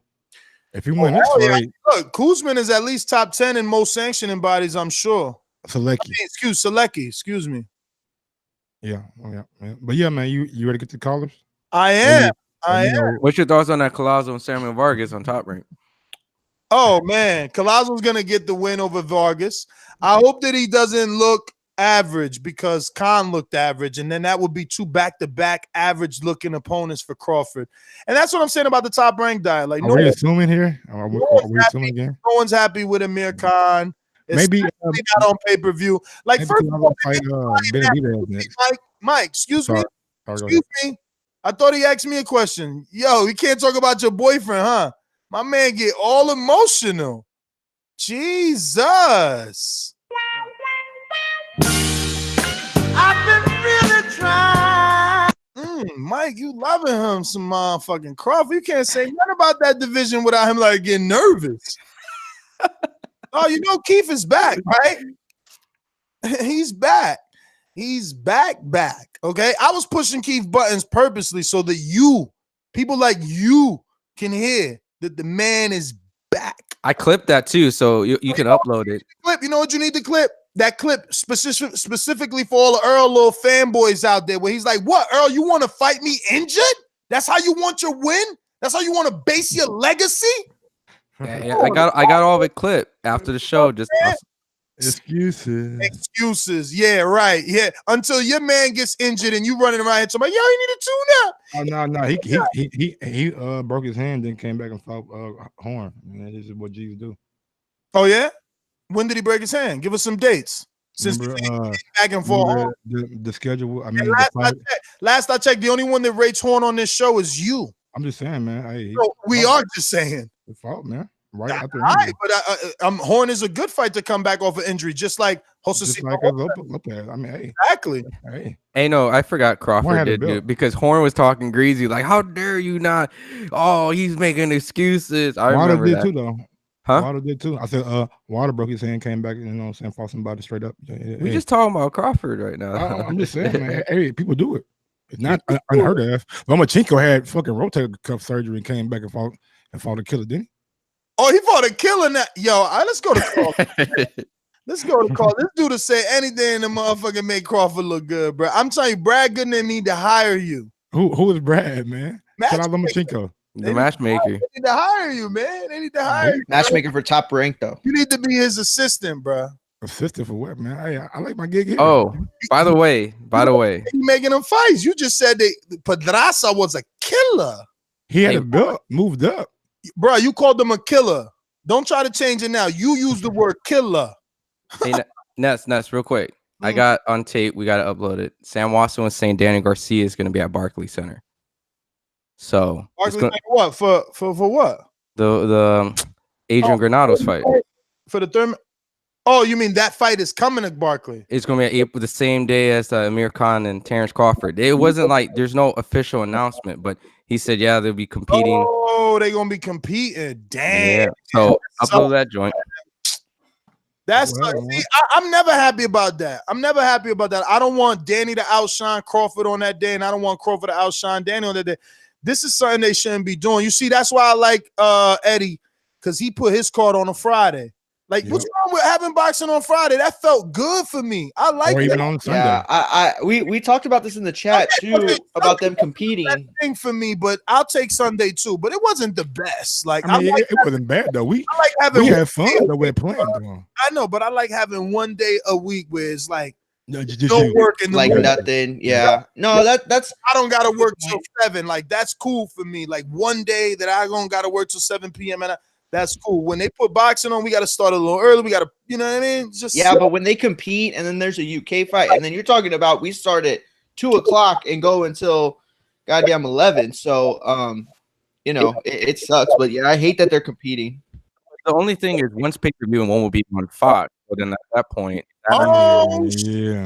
nice move right there, baby. No, player move. That's the thing right there. The player move though. That's a good business move. And that's damn crazy. good business move. Got a free fight on a few night. Granados and Danny. I mean, yeah, smart though. Nah, that ain't smart. That's fucked up for Crawford, bro. It's the only thing that's gonna suck is I gotta run around between both of those media things. So I'll see how that works. That's a lot of work for New York. Yo, nah, man, that's crazy. All right, call us. Let's do this.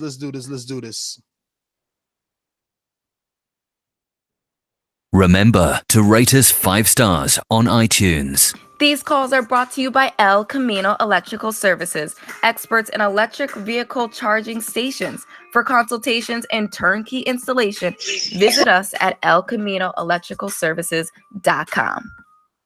Go ahead and rate us 5 stars on iTunes, man. Go ahead and go over there and leave a review right on the boxing voice, man. Hey, do your thing.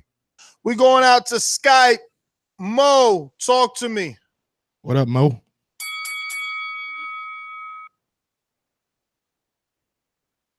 Mo, you got to unmute your mic. Mo at the bar. Going once, just listening. Going twice, just listening. Going out to Gary in Texas. Talk to me. What up, Gary? Long time no call. What's going on, fellas? What up? What up? Yo, can you hear me? We hear yes, sir. We hear you. We hear you. We just still hear you in the distance since you're the one that told us to pick Rosales.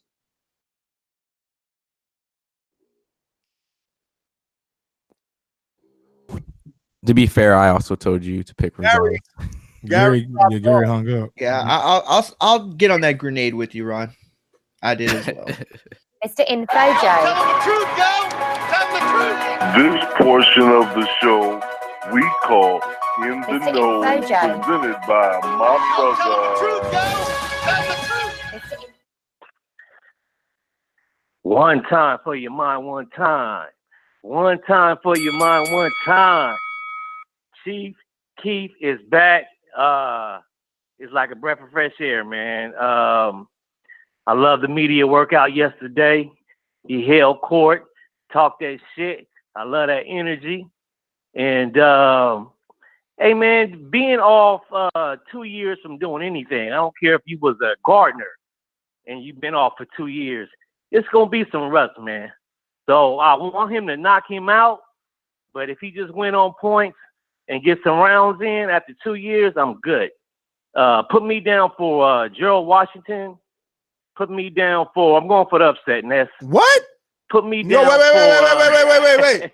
How you picking? I just want to know for Gerald, like just for my mind, like picking Gerald by decision or by knockout? By decision? Okay. Wow, he's never gonna win, but go ahead, do your thing. And put me down for Munguia, and I'm rooting for Chris Colbert. Who else we got? He said by decision. All the rest Damn. of the We got Deontay's brother, Marsellos.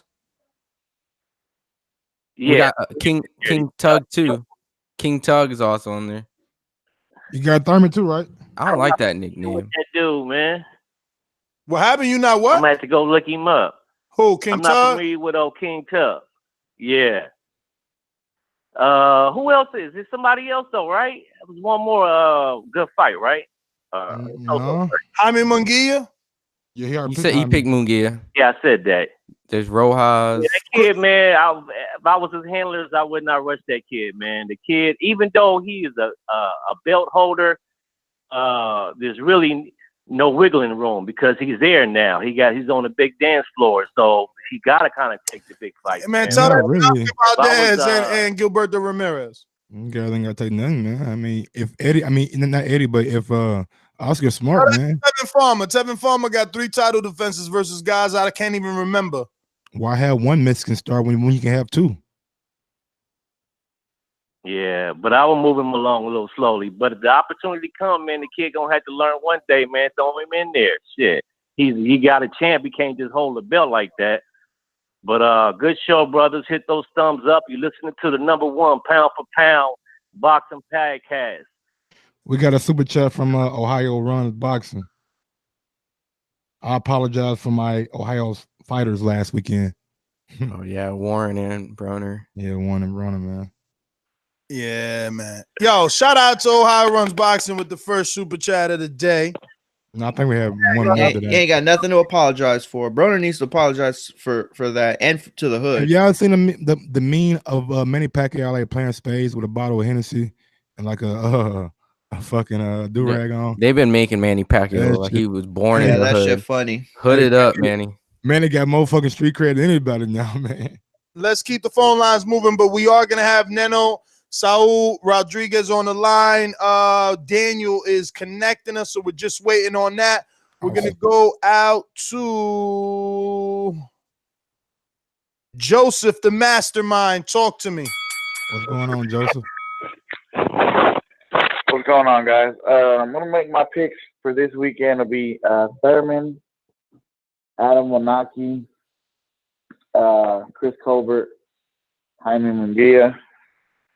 To answer your question earlier, Ness, I think Robert Garcia Jr. has been the chief second a few times without Robert Sr., but only on like lower level fights. Nothing. But wait, nothing to this level that he'll be on this what week. does chief second mean? Is that the main, or is that the That's the second? head trainer. The head trainer in the corner. The head trainer in the corner that night. Because Chief first is a fighter. His father will be the chief second, Vergil Ortiz's father. And I got Joseph, let me come back to you. It looks like I got Saul Neno Rodriguez. Daniel, you got him on the line? No, you don't. Daniel? Yes, brother, what's going on? You have Neno on? Yeah. All right. I do. Well, how you doing? All right, ladies and gentlemen, we're live with Saul Neno Rodriguez.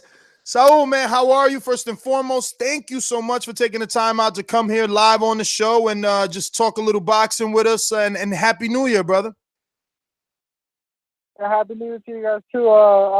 Thanks for having me, and I'm here, just training and ready, excited to be talking to you guys. All right, brother. Well, look, man, we got to get right into the nitty gritty. You were with Top Rank, you left Top Rank, now you're back with Top Rank. So, what's the deal? Yeah, no, I had a 5-year contract with Top Rank. I signed when I was 18, and I had a good, after my 5-year contract, I was gonna renew, and then I was looking for like a better contract and a better deal. I was hanging out with Floyd a lot, and he was he was giving me a lot of money and stuff like that. So I mean, I thought it was gonna be a good business move. So I went where I felt was gonna be most benefit money wise for me, and it was. But as in boxing wise, my fights weren't following through, and just boxing wise, my boxing fights wasn't progressing and stuff like that. So I ended up getting my contract breached. I got a lawyer and I got out my contract, so I didn't do the whole time I had to. and I didn't have to buy him out or anything like that. So to get out, it was actually pretty smooth. Just like the chemistry between me and Mayweather Promotions wasn't working, and but Mayweather is a real cool dude. He never treated me bad. He's always a good person. But after I got out, I had to get a release form so I could be able to sign with another promoter, and then so Top Rank was the first interested to get me to sign me right away. So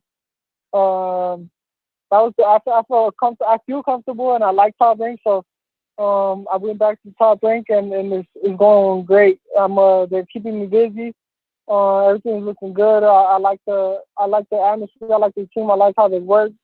I mean, they build great champions. They know how to build champions and they know how to build stars. So I'm excited to be back in a fight, like to be active fighting again. I was inactive for a while, but I feel like the inactivity also helped me to just build my hunger back up and give my body a break from making weight and fighting so much since I was an amateur to pro. It just gave me like a little break in between. Sometimes a break in between is good. You know, Mikey was off for a while. He came back stronger. I know Marco Antonio Barrera, like old school, you know, he was off for a while. He came back stronger. You know, so it like kind of refreshed me, and you know, I feel hungry and I feel ready to be back in the mix. And what's the plan? Is the plan to go back down in weight, or with the inactivity and obviously maturity, are you going to start to campaign now at 35? Oh no, I'm going back down. This fight I'm gonna fight at 132.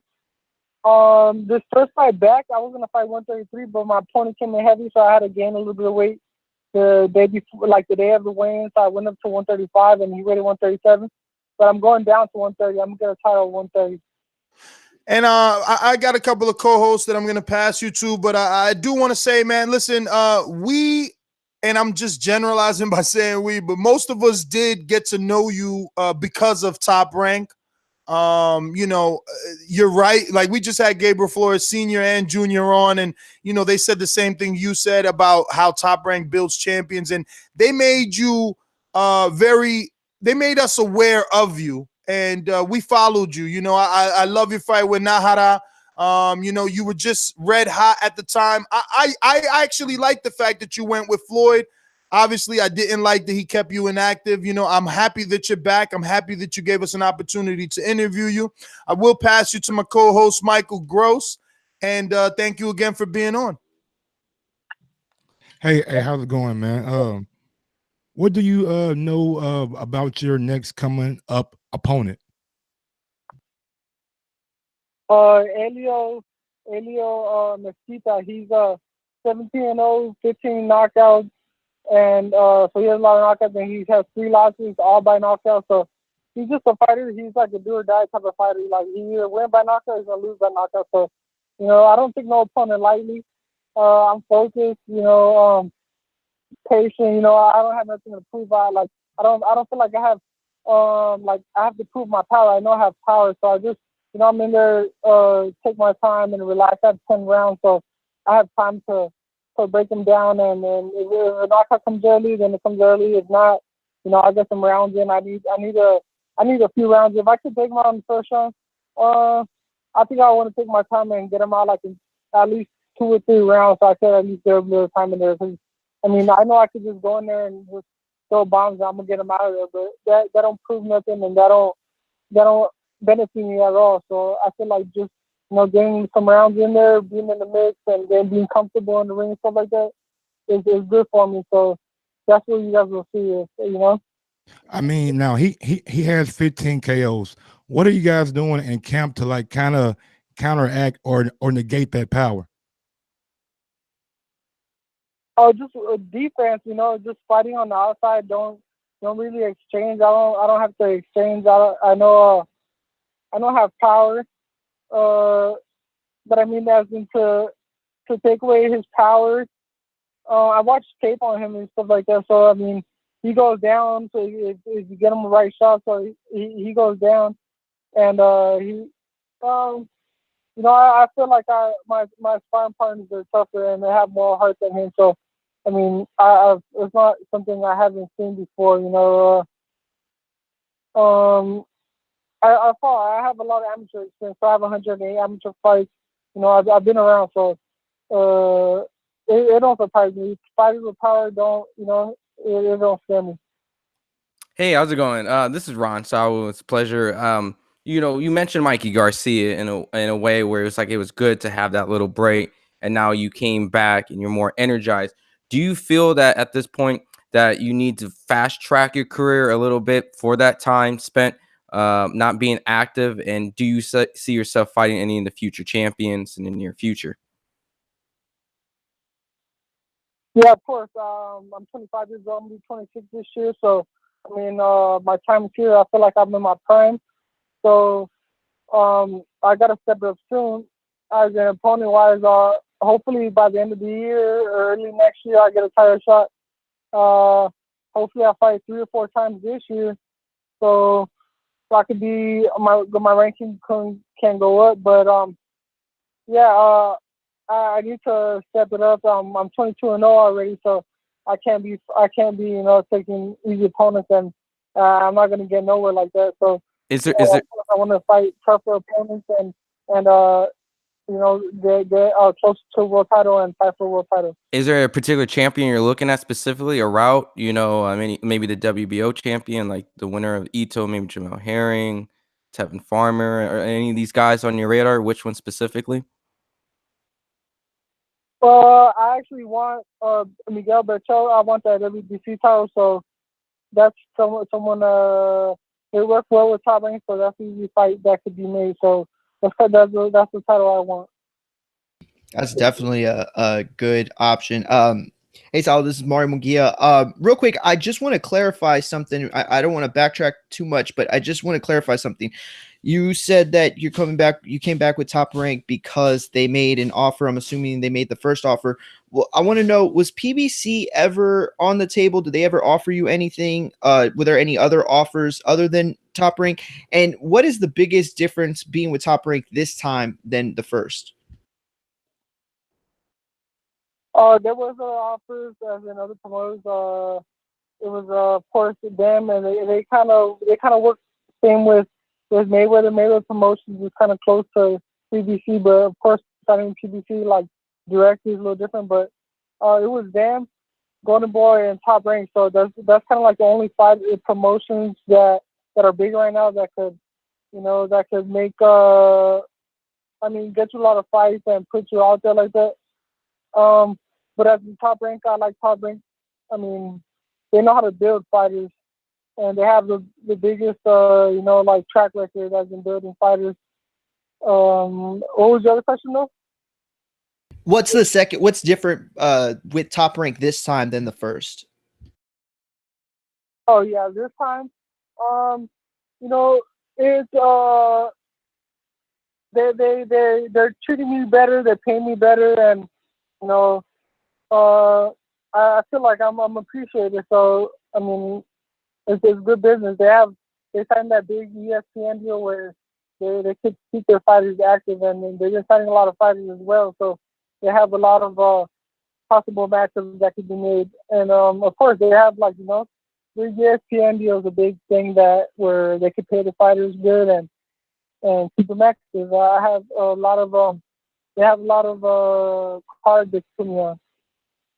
So hey, no, it's Daniel. Oh, go ahead, Daniel. Let me go real quick. Yeah. So it's Daniel again. Obviously, when you signed with Floyd, Floyd was in the Robert Garcia gym a lot. He was pursuing Mikey. You ended up getting with Floyd instead, but you left Robert Garcia. What was the reasoning behind? I know that your dad was always part of the training. You know, he was always training you along with Robert. But what was the reasoning for you leaving Robert Garcia when you signed with Floyd? Conflict of interest, really, just just conflict of interest. I mean, my contract ended with Cameron Duncan and Robert Garcia that I had as my manager, and Cameron Duncan was my manager, and then my trainer was Robert Garcia, and co-manager, he was also that. my contract ended with them, and my contract also ended with Top Rank. So we just chose to go our separate way. We were working before mostly with only Eduardo Garcia, was Big G, Mikey, like Mikey's dad, and Mikey. And then Robert ended up moving over here to Riverside, and then that's how we ended up working more. Even though sometimes I was going to Oxnard and having training camps out there, but yeah, it was just more just conflict of interest. Just I feel like to benefit my career and for me make the decision and stuff like that, we had to go our own separate way. So good to know. Good to know. I think. So who's Ness had a training him question now? for you. My dad. My dad always trained me when I was with Robert. Okay. Because that was my next question. Definitely, like I got one last question for him, man, before we let him go. I'm on this IG, you know what I'm saying, stalking and stuff. I see you in the booth. Now, our very own Mario Munguia got hella bars. Now, was you just playing around in that booth, or are you really that guy when it comes to them bars? No, I just mess around. I just like freestyle here and there. But I have friends that are real good. Then they rap and they do like songs and stuff like that. Just a lot of my friends have studios and stuff like that. So it's like a place I like to go hang out and watch them work. It's just fun for me too. For them, it's like a good atmosphere to see like hungry up and coming rappers and stuff like that put in work. It's like just like a scenario I like to be at. So Saul, what would you say is your? I like to karaoke. Oh, you like karaoke? I like karaoke too. It's hard to find a good karaoke spot though. But I was gonna ask you. Go ahead. Again? You was gonna say something? Okay, I have my own karaoke machine in my house too. Oh, you. There you go. Man, he gets down then. There you go. You don't gotta find one when you got one. So I wanted to ask, we had a few top ranked prospects and fighters on, the show. Obviously, like we said, we had Gabriel Flores, we've had Jamal Herring, just a bunch. And especially now with this ESPN deal, they are given a trajectory. They have a blueprint as to what the year is going to look like as long as they can win. Has that been set out for you, or are you still in the rebuilding and losing weight stage to get back into things? No. After losing weight and stuff like that, no, I don't have no problem making weight. But I'm just getting back active again, just knocking off some ring rust a little bit. But weight is never an issue. I'm strict on my diet. I'm disciplined when it comes to training and dieting and stuff like that. But I'm just getting back in my groove, and then I'm ready to be back in the mix with the high ranked fighters. Like hopefully, be in the top 10 soon, and fighting for some type of NABO, NABF type title. But yeah, that's always like the goal, get the title, because that's where you get more money whenever you get a world title. So you think that your first world title is going to come at 135, or are you gonna be junior welterweight? Drop down. He said he's going to drop down. No. But I'm saying by the time you get to your first world title. Oh yeah, but he'd be at 130. My bad. Yeah. So my first world title will be at 130. My first title is going to be 130. And you think Berchelt will still have that title? Well, whoever takes it from him, if they loses it, whoever takes it from him, I'm taking from them. do you think that's real quick? Do you think that that's a fight you want because it's easier to make, or is there something that you see in Miguel that you think that you could take that from him and that's easy work? Not necessarily that he's an easy opponent, but it's easy to be made. It's possible. Like it's like reasonable. Like it's like a fight that can be made. I'm not gonna be calling out somebody that with an opponent that can't be made. But I want to somebody like him. I like the World WBC title, so I want that title, and I feel like the fight with him could be made. And defeating him would be it's not like getting a vacant title. I don't want no vacant title. I want to become champion, taking the title from somebody. You know, especially somebody like him that he's defended it a few times. I feel like that's more like well earned instead of getting a vacant title. I could get a bunch of vacant titles, you know, unified division with a bunch of vacant titles, but that's not satisfying. I want to be the champion. You know? Can I get your opinion on Gervonta and Abner Mares, and also Tevin Farmer and Jono Caro that just got? Damn, he just wants your opinion on I everybody. mean, just 2 fights are that's within the division that he may have interest in on down the road. Yeah, those are the Gervonta is. I like him. He's a cool dude. I know him. He's good. He has a tough fight with Abner Mares. I mean, I feel Abner Mares might be biting a little bit too much that he can take, because I feel Gervonta is bigger, like as in size, and so he's good. He's an exciting fighter. Who else did you say? Kevin Farmer. He's good. He's skilled, but I don't feel like he's too entertaining. I'm a still boxing fan. When it comes to boxing, I like boxing. I do like to watch talent and skills and stuff like that. But I'm also like a fan, so I like to see knockouts. I like to see blood, and I like to see cuts whenever.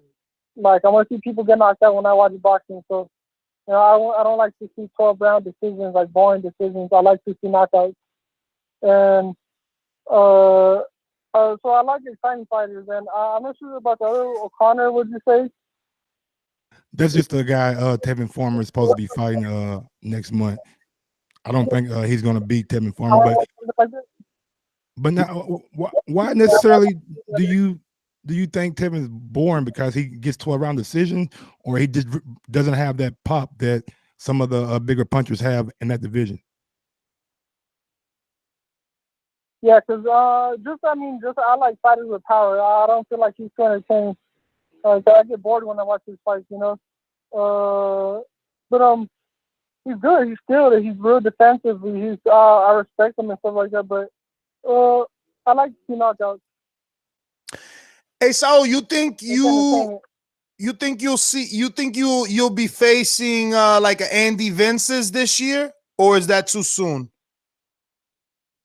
I'm not sure. I have manager Peter Khan and Top Rank, whatever Top Rank says. But I'm also cool with Andy Vences. I sparred him before. He's a good friend. But I mean, business is business, you know. But I don't know whatever Top Rank says. Have you sparred Tank too? No, I never sparred Tank. Oh, okay. So I just hung out with him on days before. Well, listen, man, we don't want to take. Oh, that's Daniel. Yeah, I just want to know.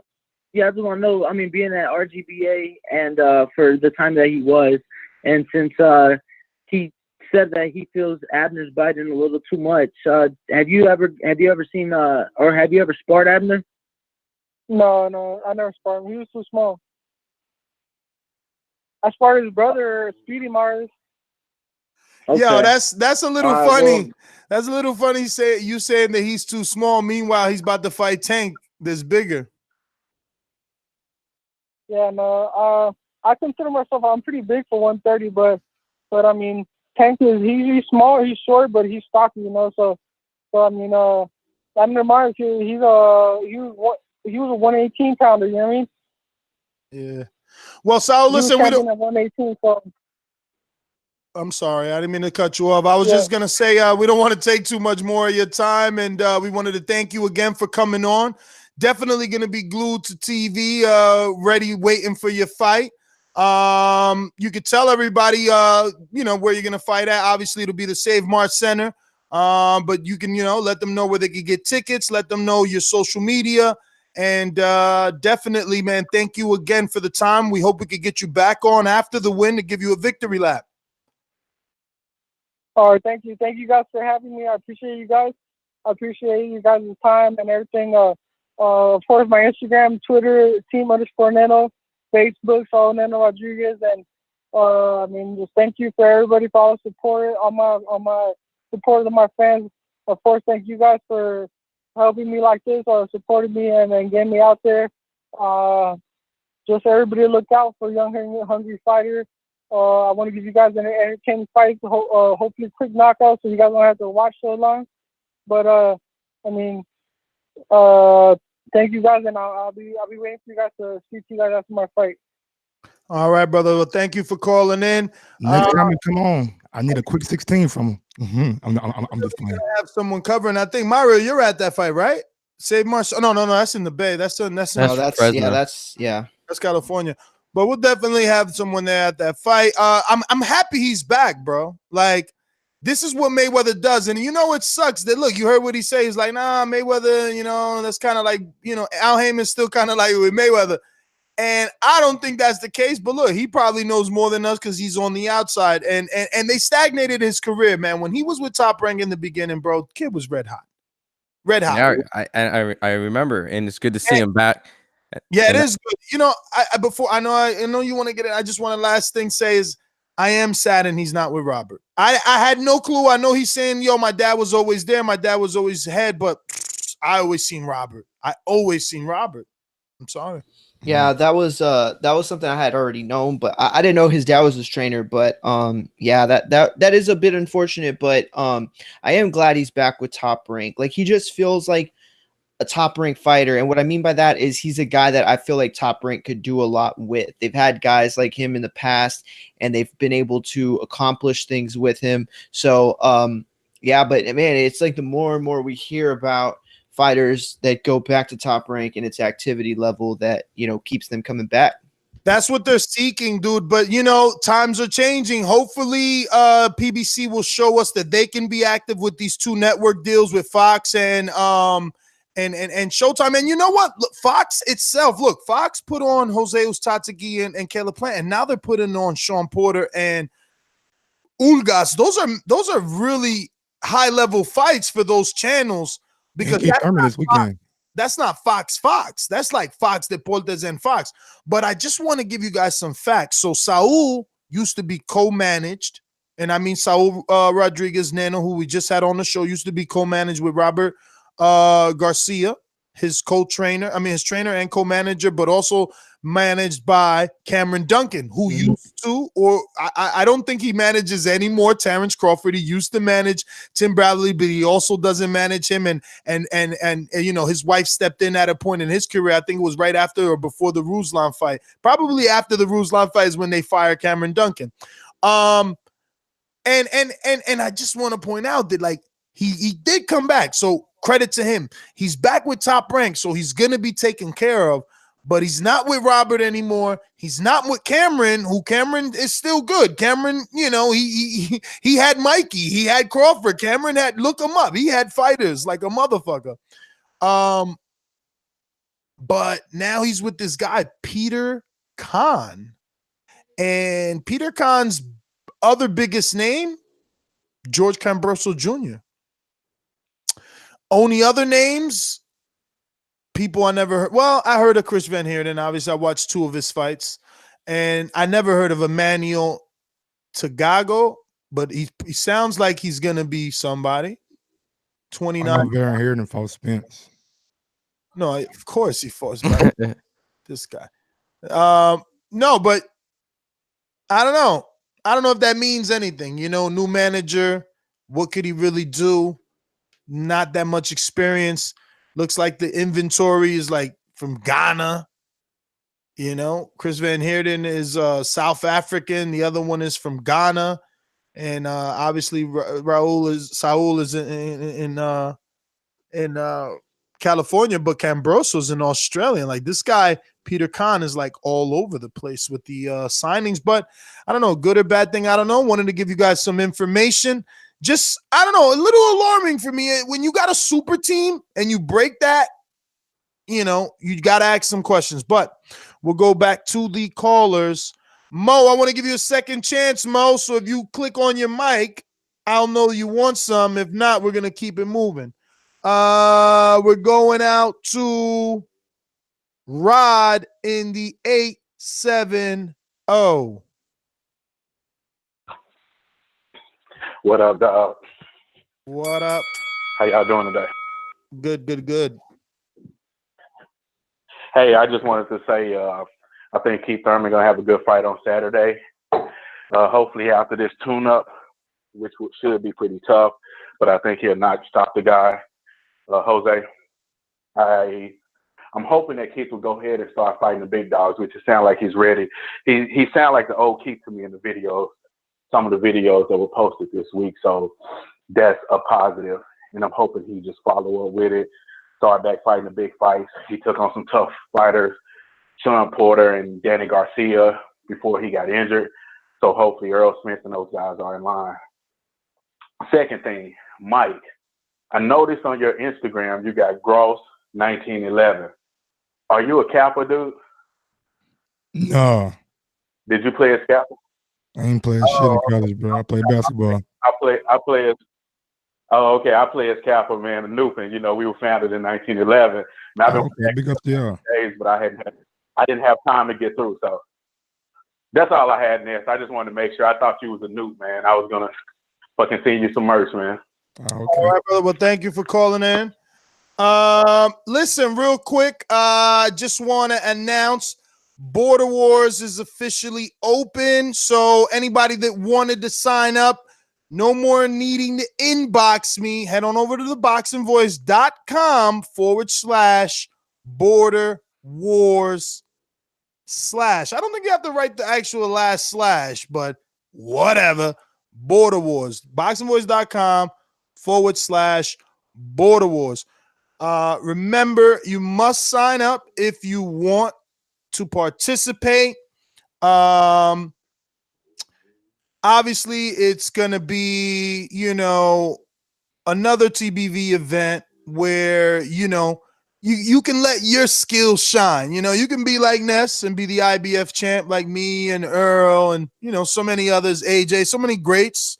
Or you could be like Mike, 0-0, never really got in the ring, just talks a lot of shit. Undefeated, never lost. Doesn't know what it feels like to be punched in the face, doesn't know what it is to go 3 minutes of grueling action, 16-ounce gloves, headgear, professional referee, a boys trip, good times, fantastic memories, build bonds with your TBV brethren. Who's going to win? Who's going to lose? Who's going to be a fucking champ? Jose from Canada is. Eric Cruz from Texas is. Oh, your host definitely is. Unlike other hosts who've taken losses, I'm a champ. Hey, man, that should be stripped. He ain't defended his belt over a year.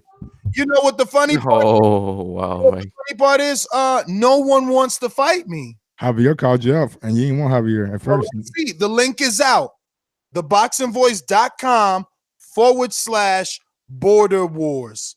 Common spell in case you didn't know. Come on, Javier, baby. Alabama. R-N-W. I said M-W-A-R-S. All right?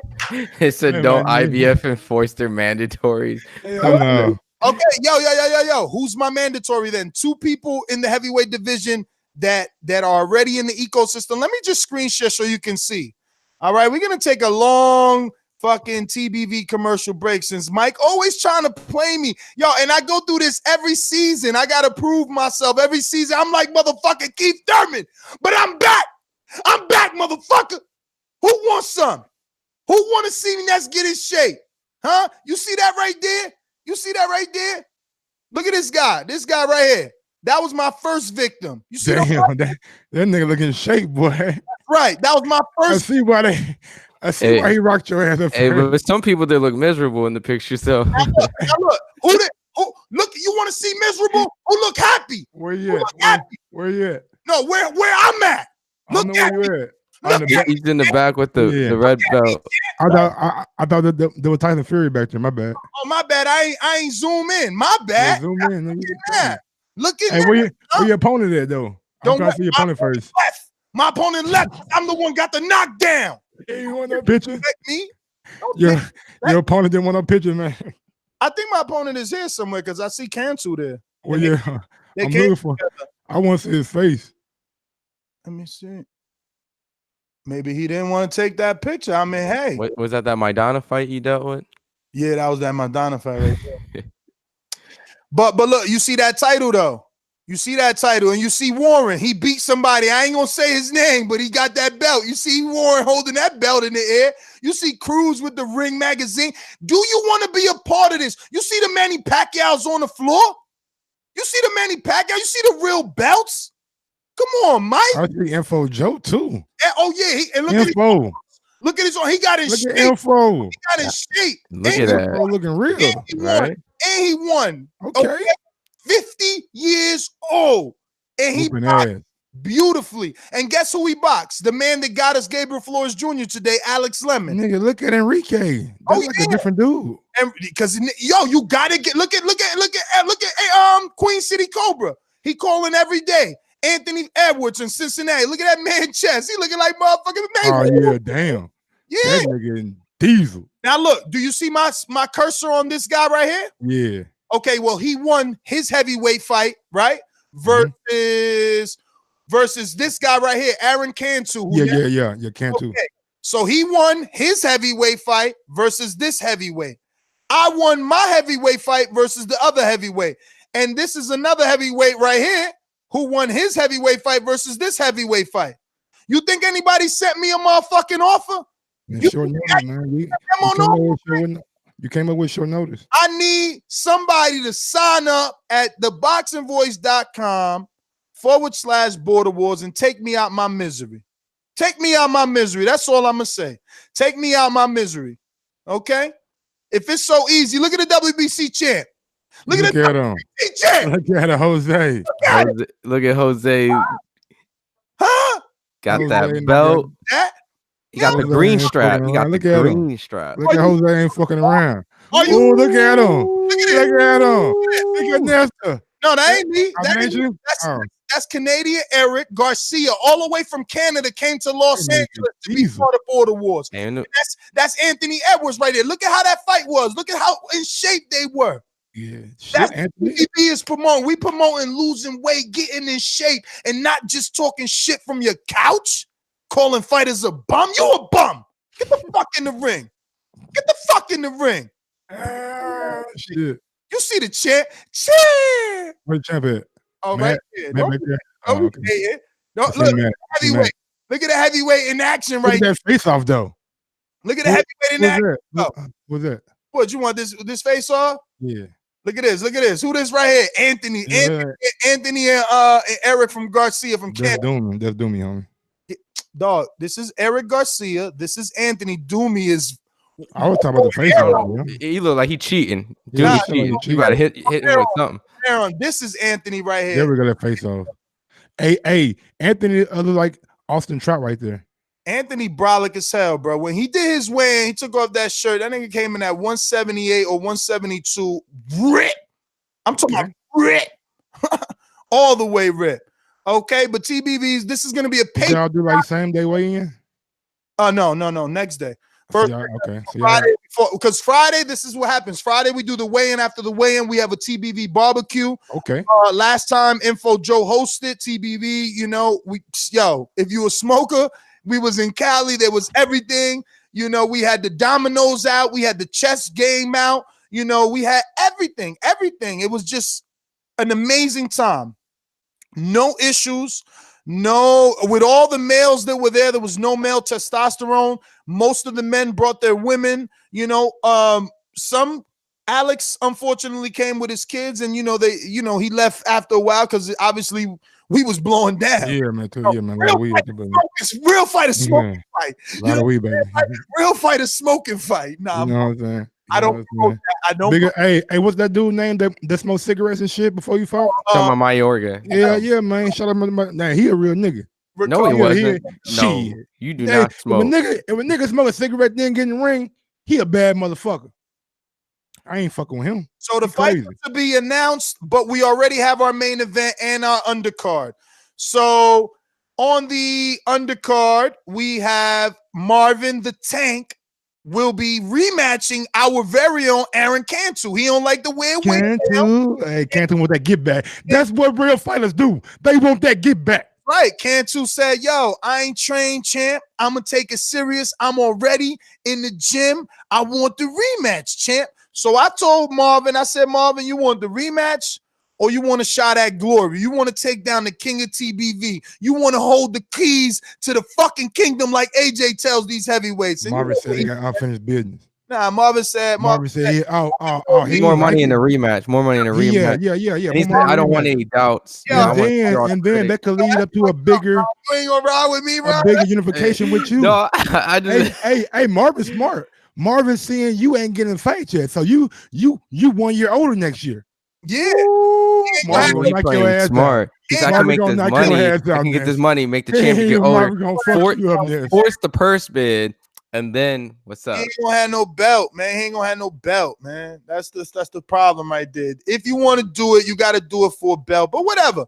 So where we at? So that's the undercard. Those two, and then Jose, who is the WBC champ, and Cruz, who's the Ring Magazine champ.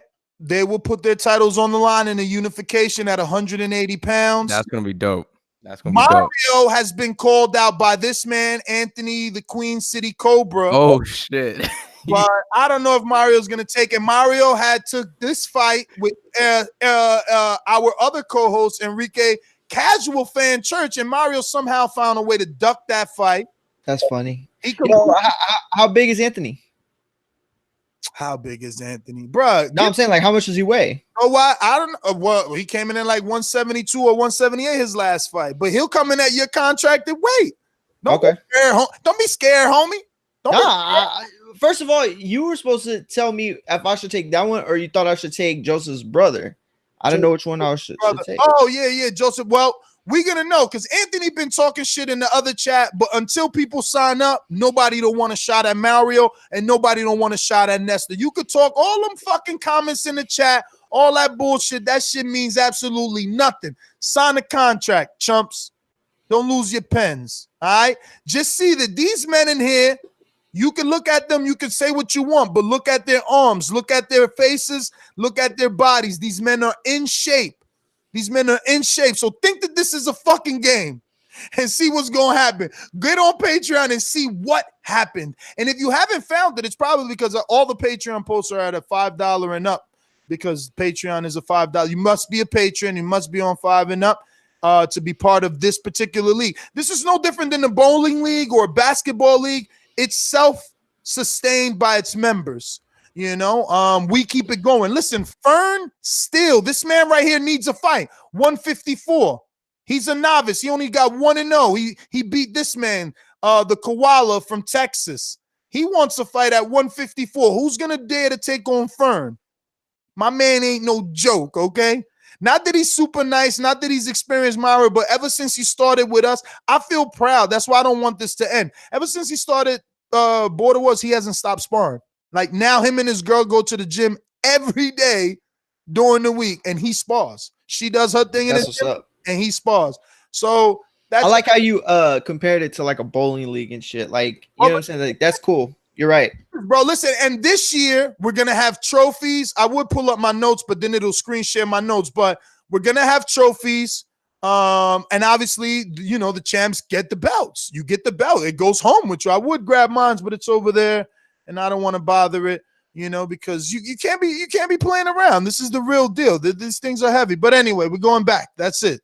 I wish Gary take me on since I'm going to Gary.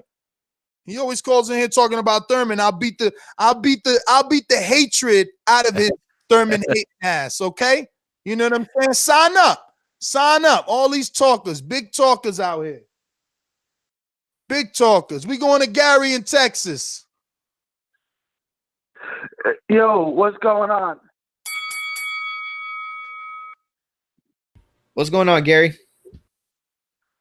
What's going on, fellas? What is it? I saw the email. When are you guys gonna be? When are you guys gonna be in Dallas? Oh yeah, you in Texas too. We're gonna be there from March 13th to the 16th. Well, actually the 17th, right? Because the fight's the 16th. Yo, why is that moving in slow motion? Yeah. Am I moving in slow motion? It's like you doing this on purpose, like a rap video. But go on, Gary. What you call? All right. The card in Houston, is that whole card going to be on the zone, like all the fights, all the undercard fights?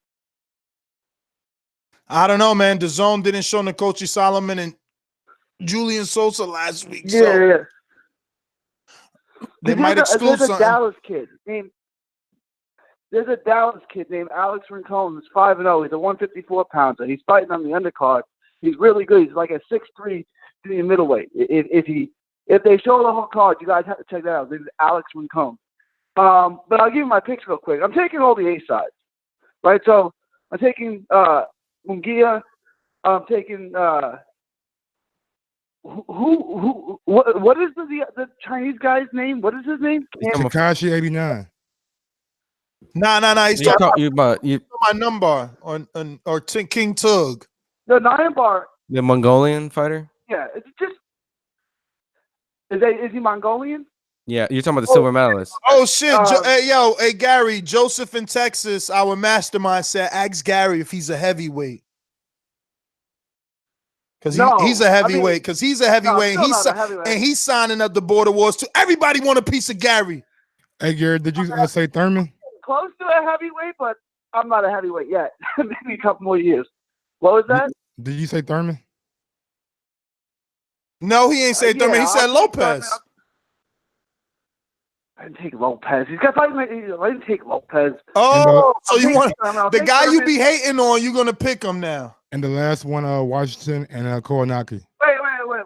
Hey, Mike, he didn't even say nowhere near all his picks. Oh, my bad. I was just trying to make sure, man. I got him down.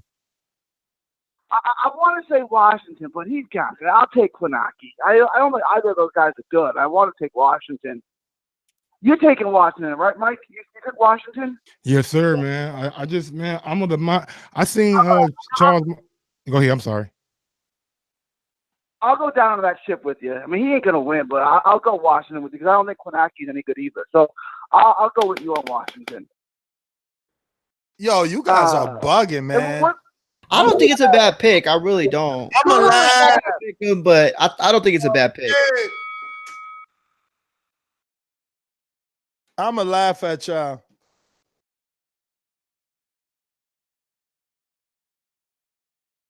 He who laughs loudest. Justin in New Jersey. My shit was muted the whole time. I was trying to click it. I mute my shit, but I couldn't. What up, Justin? Yeah, what's up, Justin? Yo, what's up, little man? I'm gonna stream this. All right, cool. I mean, should I? I don't really feel like it. All right, I ain't streaming. But you be wasting your seconds, and then you curse at us when we, when the time is up. Like Justin would never cuss.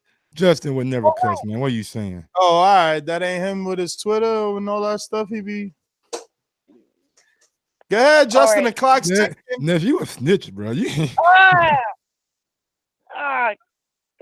y'all got? Gervonta Davis or a bitch Mares? Whoa! He said bitch Mares. Well, then I guess I was wrong. Yeah, that's all kinds of heat. I guess I was wrong then. That's the Yo, sign him up for Border Wars. Somebody Border Wars get him out Junior. with Mares. Defend him, Mike.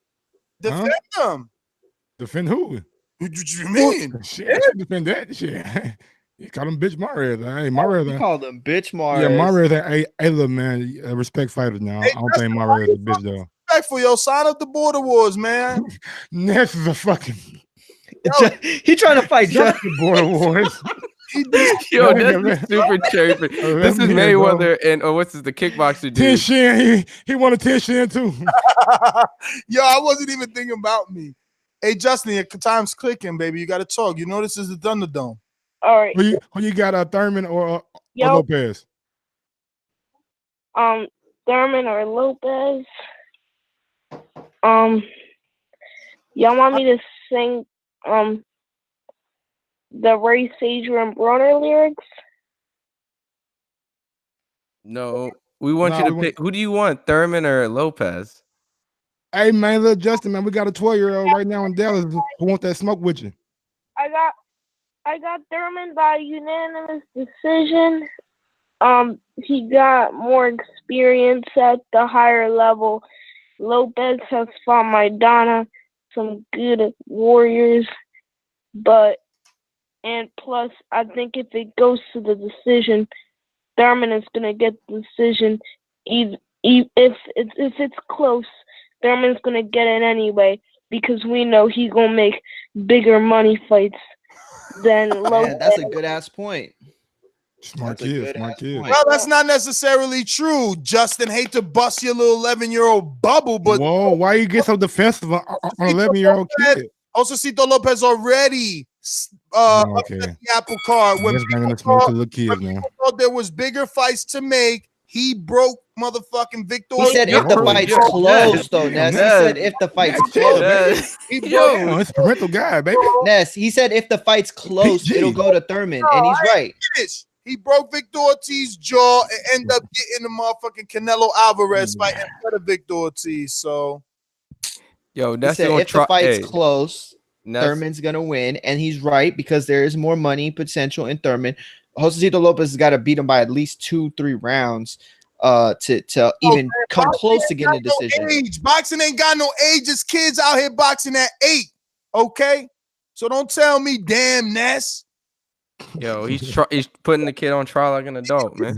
This is the Thunderdome. Sharpen your tools. Sharpen your tools. When you leave out of here, you're going to go sit down with Jimmy Kimball and all of them, and you're going to be okay. But in here, you better bring a knife. Better bring a knife to this fight. But Thunderdome as Mad Max? How old school you going? Yeah, we can do Mad Max. Hell yeah. Justin said, Ron said Justin gone off that milk. Justin need to be a boomerang because he take 2 minutes to get started. And then he get mad at me, bro. He be cursing at me on the daily too. Yeah, but he was saying something though. He was like trying to do something. I don't know if he was like pulling up sound bites or some shit. Like, he was gonna go live. He likes going. Oh, okay, my bad. That's what he was saying. Yeah, he was saying he needs to have that ready or some shit like that. I don't know. But I'm trying to connect with Jason. But yeah, man, look here, man. Sorry. I don't say little Justin, bro. Hey, chill out with the kissing, homie. This coming from a man that can't curse. Stop cursing. Let's go, bitch, Mara. Let's go to JD and that's why people need to sign up. That's why they need to sign up. How you gonna call Mares a bitch? Meanwhile, he's a 4 divisional champ. Mike was. If you would have been watching Mares from his beginning of his career, you would never disrespect him. Hell nah. That was so disrespectful.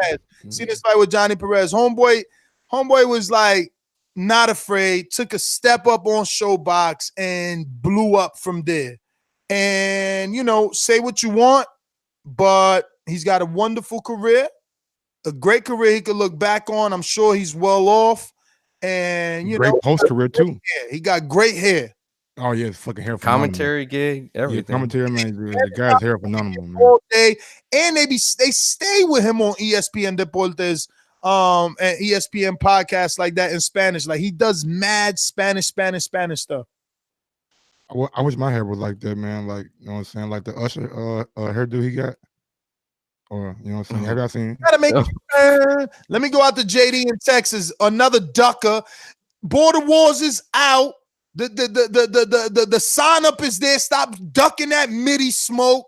All that Charlo talk. All that blah, blah, blah, blah. He always busy. How you a truck driver with your own rig, but you busy, Mike? Maybe he already got a contract. But we got Joseph ready when JD done. Yo, I swear, Mike is always looking at the fucking cup half full again. No. I just know. My how you doing? It's all good. My nephew, father got his own truck, and I just know how contracts go. And a couple of my homeboys drive trucks too. So you telling me, as an owner operator, you can't fucking do what you want? If you have a contract already, then maybe you're busy that weekend. That's all I'm saying. If you got a contract, first of all, if you an owner operator, all right, my man who ain't never drive a truck, talking to a dude who was a truck driver.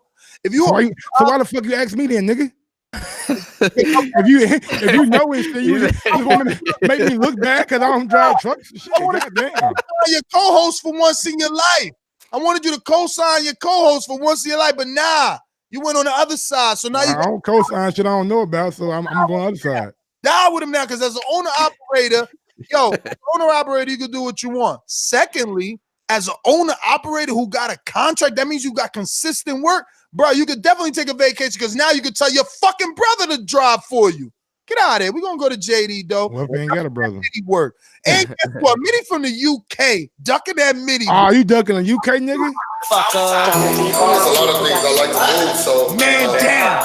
Just try to get on my game on box, man down. I don't know why they gonna call me because I'm a 54 pounder, but I have a brother that's at 160.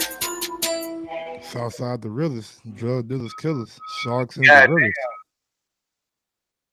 Yo, can y'all hear me? Yo, can y'all hear me? Free smoke, hey, free smoke, hey, free smoke. Yeah, we hear They say you a ducker. They say you a duck. Hey, goddamn, yo, Quack, quack. I've been wanting to excuse me because y'all was talking that shit right there. Okay, let's break this shit down. We was gonna talk some boxing, but if we want to talk business, we can talk that business. Look. Yo, we coming to Texas. I don't want to hear shit. You live in Texas. We coming to Texas. Hold on. If you want to talk that business, you know, in order to start your own business, you already know you gotta put in some unnecessary work that you know what I mean. If you want a successful business, but you we call it where I'm from. Sweat weekly. Oh yeah, I can't say it. I hear you, but everybody got to take a vacation, bruh. You hear what I'm saying? Blood, sweat, and tears, baby. Blood, sweat, and tears, baby. I take them like I took the Deontay Wilder. Hey, yo, look. Let them know. Alex Lemon in the chat. Excuse time. Yeah. Oh, man. They calling you a ducker. Hey, yo, and Lemon definitely, first of all, Lemon definitely could say that because Lemon has fought multiple times in that shit. That's nice, man. I'm trying to have your back, brother. I'm trying to have your back, brother.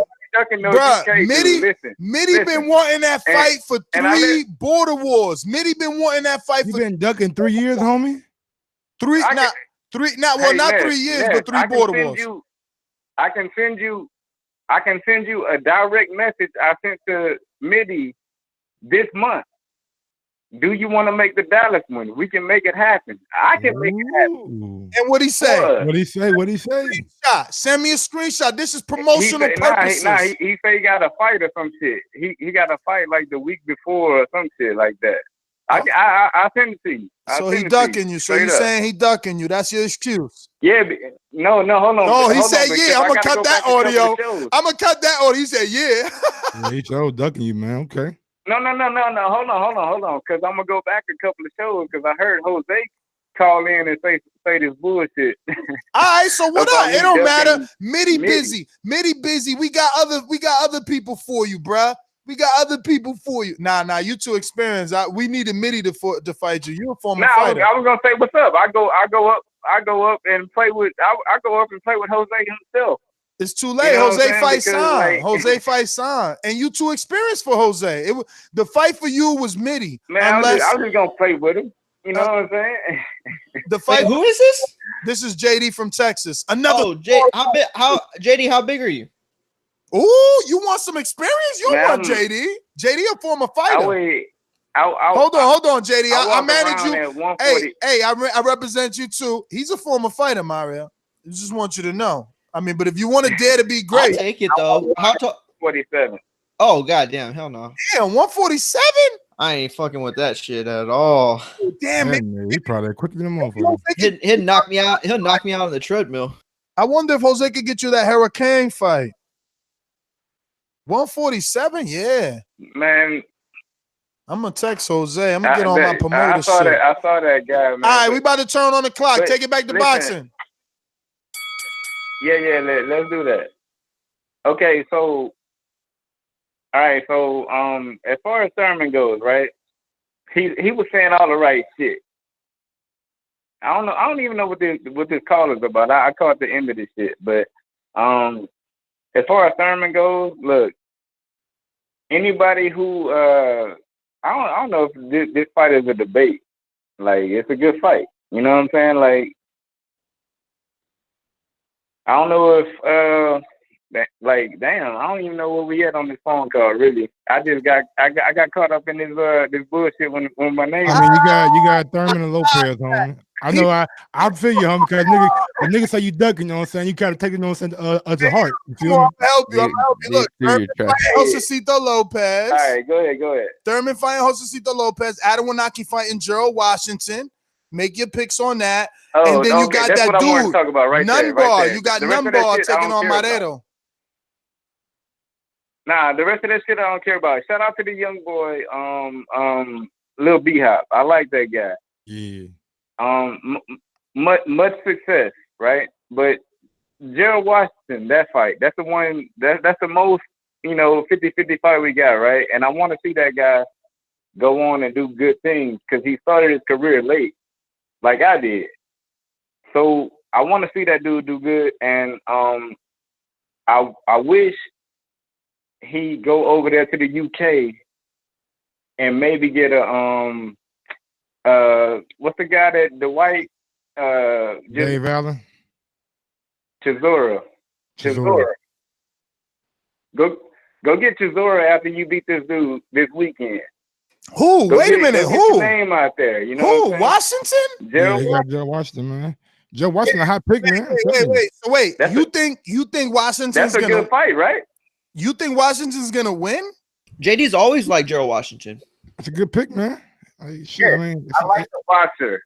Like you claim to. I like the boxer. Yo, listen, but What you you have mean? to remember that Washington ain't a good enough boxer, bro. He don't win fights. Like, bro, like he was outboxing the shit out of your guy. Okay, listen, but don't forget the result. You gotta finish the fight. You should know that. You gotta finish. Tell me. So we saying the same thing to Ortiz? Ortiz who? Ortiz who? Lewis? King Kong. What do you mean? What do you mean about Lewis? Lewis wins his fights at least. Who the fuck is Gerald winning? He ain't beat nobody, bro. He can't beat on this level. He ain't. How many losses he got? I'll wait. Who? Washington too. Bruh, I'm telling you right now, please don't put your money on this dude. You better pick with your heart on this phone call. Bye. Boomerang back in. All right, I like King Kong, yes. I like King Kong. I do. I see the talent, but same time, I mean, he beat Brian Jennings, right? What do you mean? King Kong. Here we go. I mean, that's what's the argument? He's saying that King Kong's best one was Brian Jennings. Yeah, his best win. Like that's his most notable win. But that's his best. 90 seconds. That's his best. But you said like, he wins his fight, but he's normally the favorite in the fight that he's going in. Okay, that's what I'm saying. My man, and that's what you need to be. Washington was not a favorite in Big Baby or Wilder fight. Brother, repeat that in your head over and over. There's a reason he ain't the fucking favorite. He ain't the favorite in this fight. I know. Reason. He ain't as skilled, and then I don't mean that in a disrespectful way, bro. But I know. Y'all see, he don't even take punches well, 60 man. seconds. I just don't. I mean, I just see he took another tough fight with Big Baby, and I'm a big fan of Big Baby. He's 300-some pounds, and bro, the money is probably good, man. And if they paying Vargas 1.7 to fight DeLorme, what you think they offer Washington to go across the street for a day? True. Man, listen. And the Wilder fight, that's an opportunity with a check, you know? Yes. You gotta take that. That ain't come on, that ain't what no trainer want for their fighter. And that's why he ain't with his trainer. He got a new trainer. Guys. And he only been with that trainer for one fight versus John Wesley No Fire.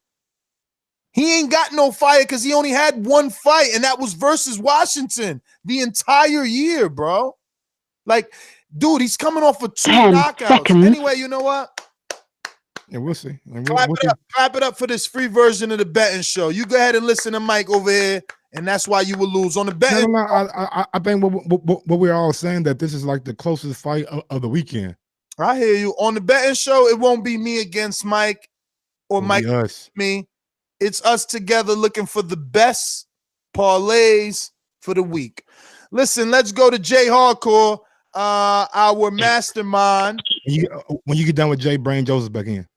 Joseph, my bad. Let's go to Joseph. Talk to me.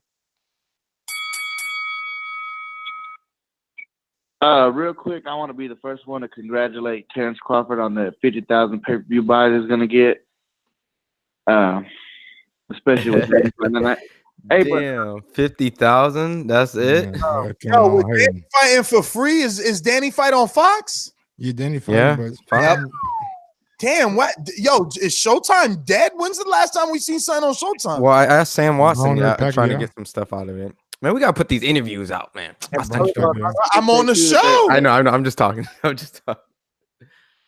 Yeah, but we seen. We're ending the show. We're ending the show. It's over. Hey, but go ahead with your call. We're talking over it. Go ahead. Who's this again? Now, Paulie Malignaggi said that Oh, yeah, Showtime maybe it's has a schedule this year, so I guess a lot of it's going to Fox. But now I was gonna ask this. So when do you think you know about what day Border Wars is? Because I'm gonna try to work something out because I really want to be participating. I've been going to. That's nothing. Real quick, I want to give you guys a big shout out. I've been heavy for quite some time since high school, and since I found out about Border Wars and wanted to get into it, I'm gonna shout out TBV. I stopped drinking. My diet has changed better. I've been in the gym every day. It's been a couple of weeks, but I'm feeling a lot better. And that's what it's all about, man. That's what it's all about. Because I really want to get into this Border Wars, man. So sincerely, you guys will help motivate me. So I really want to participate. If I can't get off work, I'm still gonna be in the gym because I'm gonna be part of these Border Wars. But I was just wondering, man, when y'all know y'all gonna have we're trying to have a set date on. We're trying to see like what fighters we have, and basically the day is what works best. But we're looking like Thursday. I thought he said Friday because everybody's supposed to come in on Wednesday. And, aren't you getting in? This is the reason it's not settled yet. So, but it's looking like Thursday or Friday, obviously, because of those reasons. Not everyone flies in on a Thursday. You know, lucky for you, you live in Texas. But what part, right? You're in a different part, right? I'm up by Lubbock, see, because we have to work though. That's my only thing, and we're driving up that Thursday night. So that's why we're couldn't. I mean, so I could it try works to make best days, for you man, on a Friday, right? Yes, sir. Friday. It's probably going to work best for everyone on a Friday. We'll see. We got to see what the interest is, right? Like I said, we got our main event, we got our co-main. We got to see what the interest would be on building the rest of the undercard. But like Mike said, man, Friday looks like it's going to work for everybody. Look, Friday just worked for another mastermind, so that may end up being the day. I have to talk to the main event fighters, and we'll really leave it up to them. But Cruz is also from Texas, and Jose is very, open. He just wants the best possible Border Wars. So, we can make it Friday. Right. It makes sense. Absolutely. But Absolutely. Like I said, whatever the feeling, y'all, man, I'm just glad y'all helped me find some motivation, man. I've been looking for a long time for the right thing, and so far this has worked, man. So big ups to y'all for that, man. I'm trying to live a healthier lifestyle, and TBV is really helping with that, man. Nah, man. Thank you, bro. Thank you for joining the challenge, bro, because that's what it's all about. I'm telling you, people talk differently after they get in that ring. But Joseph, let me get to some other callers. We're gonna go out to another mastermind in the Nolia. R&V, what it do? Ain't nobody no mastermind. Let's get it right. But look, pound I just for want to pound. congratulate. Thank you. But no, pound for pound plus. Remember that, because Mike don't answer the questions unless I'm a plus member. But yeah, I also want to congratulate Crawford. He probably gonna get 75,000 compared to like United States pay-per-view fight. So I just want to challenge that. And yeah, man, it'll be my first pick. Since my boy Thurman back. So if I lose, I give you my first crow. So I won't put on paper Thurman. Gerald Washington gonna get his ass whooped. Who else? That your Dominican people, he gonna lose too. And that's only the only fights that I could think of. And what about Munguia? What about Munguia?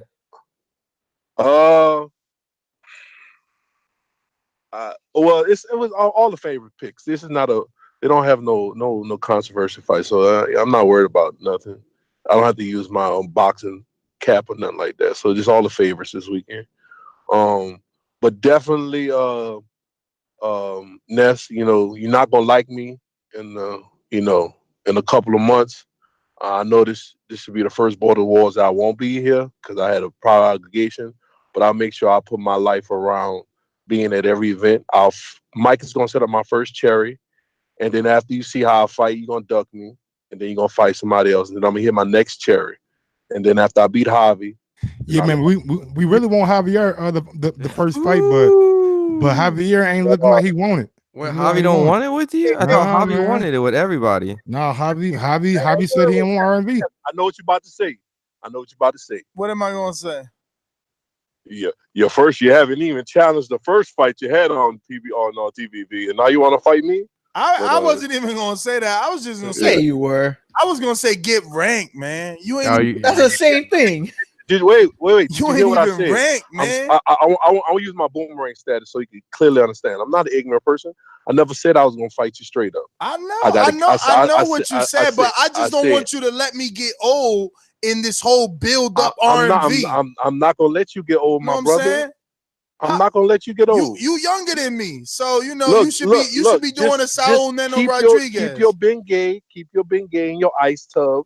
Keep it warm. I mean, keep it cold so you can do your deep freeze. Go do the cryotherapy like Mayweather do. I can't afford none of that shit. Huh? I can't afford none of that shit. Hey, and then look, when we finally fight, I hope we have a sponsorship so whoever wins could walk home with some money. Because I think that's a really motivating motherfucker. We start getting some sponsors to these goddamn fights, and whoever win best fight of the night or best after this one, I think we're gonna open some doors after this one because, like I said, man, with the equipment, man, it's gonna be the live streaming is gonna be crazy. You can get sponsors easy. If y'all got sponsors for y'all just to be talking on Fight Week, y'all definitely should be able to get some sponsors on actual people promoting. Because then, if the actual fans start practicing fighting more, trust me, they're gonna pay attention to the smaller fights because they can you more. I remember when I first trained, man, I realized, man, these dudes. I did 4 rounds, the most I've ever done. Man, I was like, God damn, that's craziness. So if you could do 12 rounds, damn, you sparred 4 rounds? Oh, you a champ. No. I'm saying the first time I done that long. I mean, I'm a rookie, man. I mean, the first knockout I'm gonna have will be whoever I fight Mike picks, and then my biggest win is gonna be when I knock you out. You claiming knockouts with headgear? Oh, you a champ for real? No, I like hitting body shots. So I'm just giving you. I'm trying to give you some tips. You say you're gonna be old, so that's. I don't need tips, man. I don't need tips. I just need a ranked fighter, man. Yeah, you know what I'm saying? I'm gonna prepare myself. And Javi, trust me, we could go at it. Ain't nobody scared of nobody. Well, we could go at it. I'm from the South. If I got to eat more gumbo to fight Javi, then I'll do it. Damn right, baby. We don't duck no face. Yo, I love this energy, man. This. I love it. We don't duck no face, but I mean, niggas from the South, man. We just built a little bit different, man. I respect it, man. I like the energy, man. Who you fighting? But I think, and then look, anybody in the wheelchair can get it besides Paul Williams. Whatever. And look, I'm willing to even if they have a nigga, you find me somebody, nigga. Fly over the anybody in your hood in a wheelchair, I'll beat his ass. Oh, you straight up talking over people called. Mike, let him talk. Mike, you had to, no. Mike had his chance to talk. Y'all talking that shit, no, R&B. Y'all some kind of sucker ass nigga or something, bro. R&B, please. Nigga, you a sucker. Yo, get a fight. You ain't even ranked, Mike. All that talking. Undisputed, nigga. 1-on-1 never lost. All that, yo, you sound like McGregor right now, man. Get out of here. Yeah, I'm right. It's gonna take a big money fight to get me out. You know what I'm saying? Big money, baby. Big money. My old cost, nigga. He ain't win, Mike. You probably yourself out. He got paid though, nigga. Shit. I just want to tell everybody, I'm AB Jr. So all I do is talk real well. I talk a good game, and I don't really like to hit that much. So my punch count gonna be real low. So I'm sorry if I disappoint everybody. I don't know if I'm gonna hit that hard. So everybody come after me. What is this? Reverse psychology? you Eminem now? He was talking good, and all of a sudden now he flipping it. What happened? You made a fan out of me. Nah, this what's that movie? 8 Mile. Say what the people gonna say before they say it. I'm gonna fuck you up too, Ness. Don't get it twisted. I see. You see Ness one get man. You gotta get. Hey, bro. By the time you face Ness, he gonna quit. Watch, he gonna quit. Yo, Mike, I swear that. Yeah, the nigga done had 15 minutes. What y'all want to give him? Shit, an hour? Yo, no, he can't. This is look. He got 10 seconds. 9, 8, 7. Plus. 5, 4, 3, 2, 1. Yo, Mike gets more excited. The more you talk, it makes him want to talk more. And then if you don't stop, he's like, "Oh, I'm gonna challenge you. We can do this." Man, cause y'all let Ness get away with that shit, bro, all the time, bro. I'm not a part of it. All right, chat. He just out. No. He finna say something smart. No. He finna say something smart. Look at it. See, I told you. I tested. Chat. Who cuts off who the most? Put it in order. 1, 2, 3, 4. Put Ness, Mike, Ron, Mario. Who cuts off the most? The second, the third. I want to know. They better not put my name. I don't cut nobody I off. want to know what I'm doing to Mike. What is it that I'm doing? I don't know. I really don't. You know what it too? Mike. I think Mike just really wants a fight so bad that like he just hears people talking shit. Because I didn't think you said anything that bad. I think this is his inner Wilder coming out. He's such a fanboy of Wilder. He's dying to prove himself too. Look at him. I think it's that fighting spirit. He got that fight. 101 never lost, baby. Read the chat. Read the chat right now. Read the chat. Yeah, I mean, I should be winning, man. They say you should be smoked the hostile strain. Let's go to Jay Will. Oh my Cut off King. Yeah, that is Jay Will. The other one is definitely. This is definitely Jay Will in Ohio. Who you know? If you know like I know, you should lie low. Killer, I used to get it in Ohio. What's up, fellas? Jay Will, what up? Man. What up? Yo, man. I'm gonna just stay on one topic, man. I'm not gonna go over the other fights, man, because I really don't care about them. You know, I'm in that type of mood today, man. I'm ready to talk that shit, man. Ness, your boy, man. He says a whole lot. He be talking a whole lot, but don't be saying shit, man. Don't be saying nothing. Who we talking about, B? Who do you think we talk about when I say your boy, man? I got a lot. Let's not play here. I got a lot. Keith Thurman. I got a lot of boys. Keith Thurman. Since you want to play Keith Thurman. Keith Thurman. You talking about the champ at the welterweight division? Yeah. The silly guy. The true champ. Guy. The true champ. Oh. The only unified champ. The only one that unified the division. Yes, the only one that unified the division. You forgot? Are you talking about currently, or are you talking about past tense? No, the only one that unified the division. Name another one. Go ahead, I'll wait. So you talking about, is he currently unified, or is that past tense? Oh, so you want to answer my question with a question, or are you gonna answer my question? Oh, okay, so I'm just trying to clarify with you. I hope you had Sean Porter unified. What about Danny? Did he unify? Nah. Did Colbert? Nah. Oh, all right. So the only one to unify. Who's the only one to unify? Oh, matter of fact, I forgot one. Did Crawford? So what about Hearn? Did Hearn?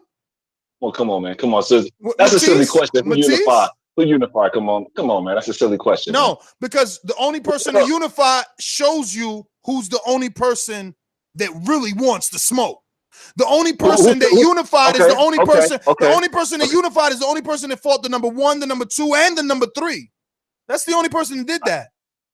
That's the only person that did that. But you guys are so fickle that he gets injured, and you forget that he fought 1, 2, and 3, and now you're talking about he's ducking. No, of course you can speak. Of course, I ain't even turn the clock on. Let me turn it on for you. Yeah, give me my gunshots too, man. So at the end of the day, you just got bodied. You want gunshots? What? Because you like blood? You want more blood? I'm about to shoot holes all in through that little bullshit you just said.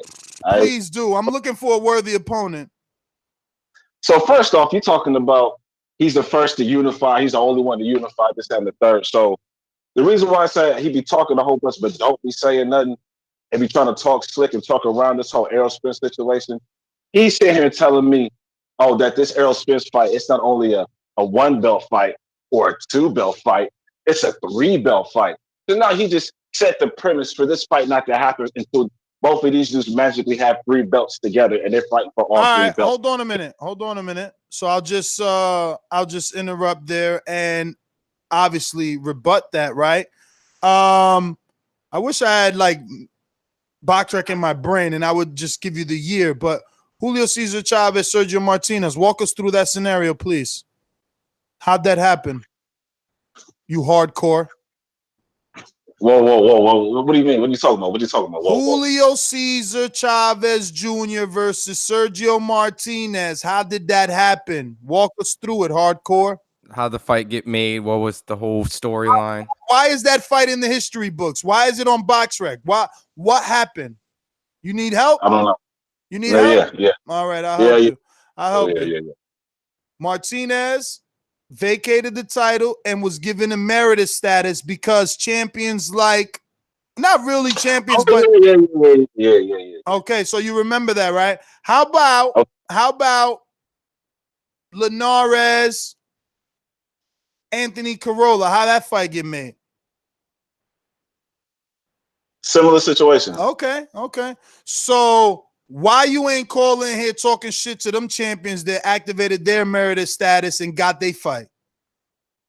Matter of fact, why you ain't calling here shitting on the man who really ducked, and his name is Jorge Linares, who was emeritus status for the WBC. He chose to fight Anthony Corolla, seeing that Mikey Garcia knocked out Leticia and took that WBC. He said, "Nah, I don't want that emeritus status smoke. Fuck that.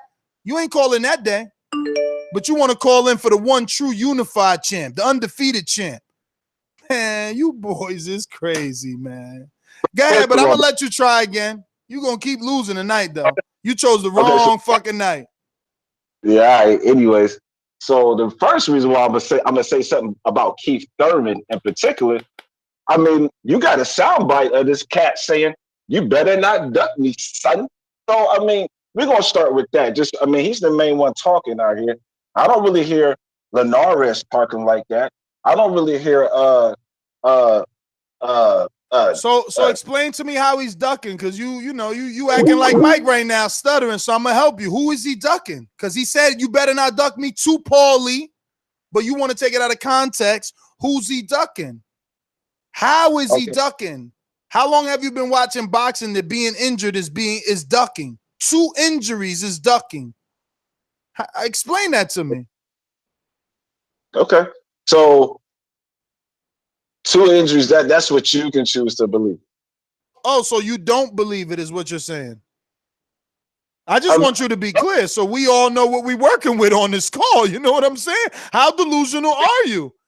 Did the unified champ, did the only guy that unified the division all of a sudden come up with an elaborate plan to duck Earl Spence that he said, "Fuck it, I'm gonna fake 2 injuries to duck Earl Spence"? Wasn't it people thinking that he ducked Sean Porter?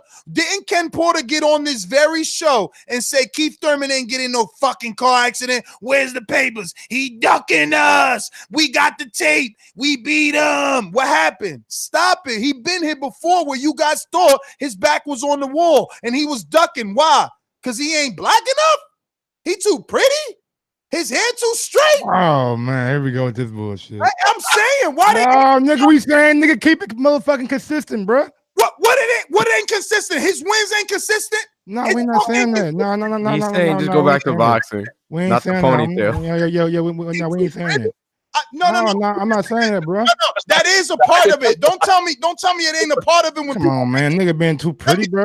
Nigga, you been talking this shit an hour. Bro, he called me. Okay, all right, my bad. Yeah, you right. He called you.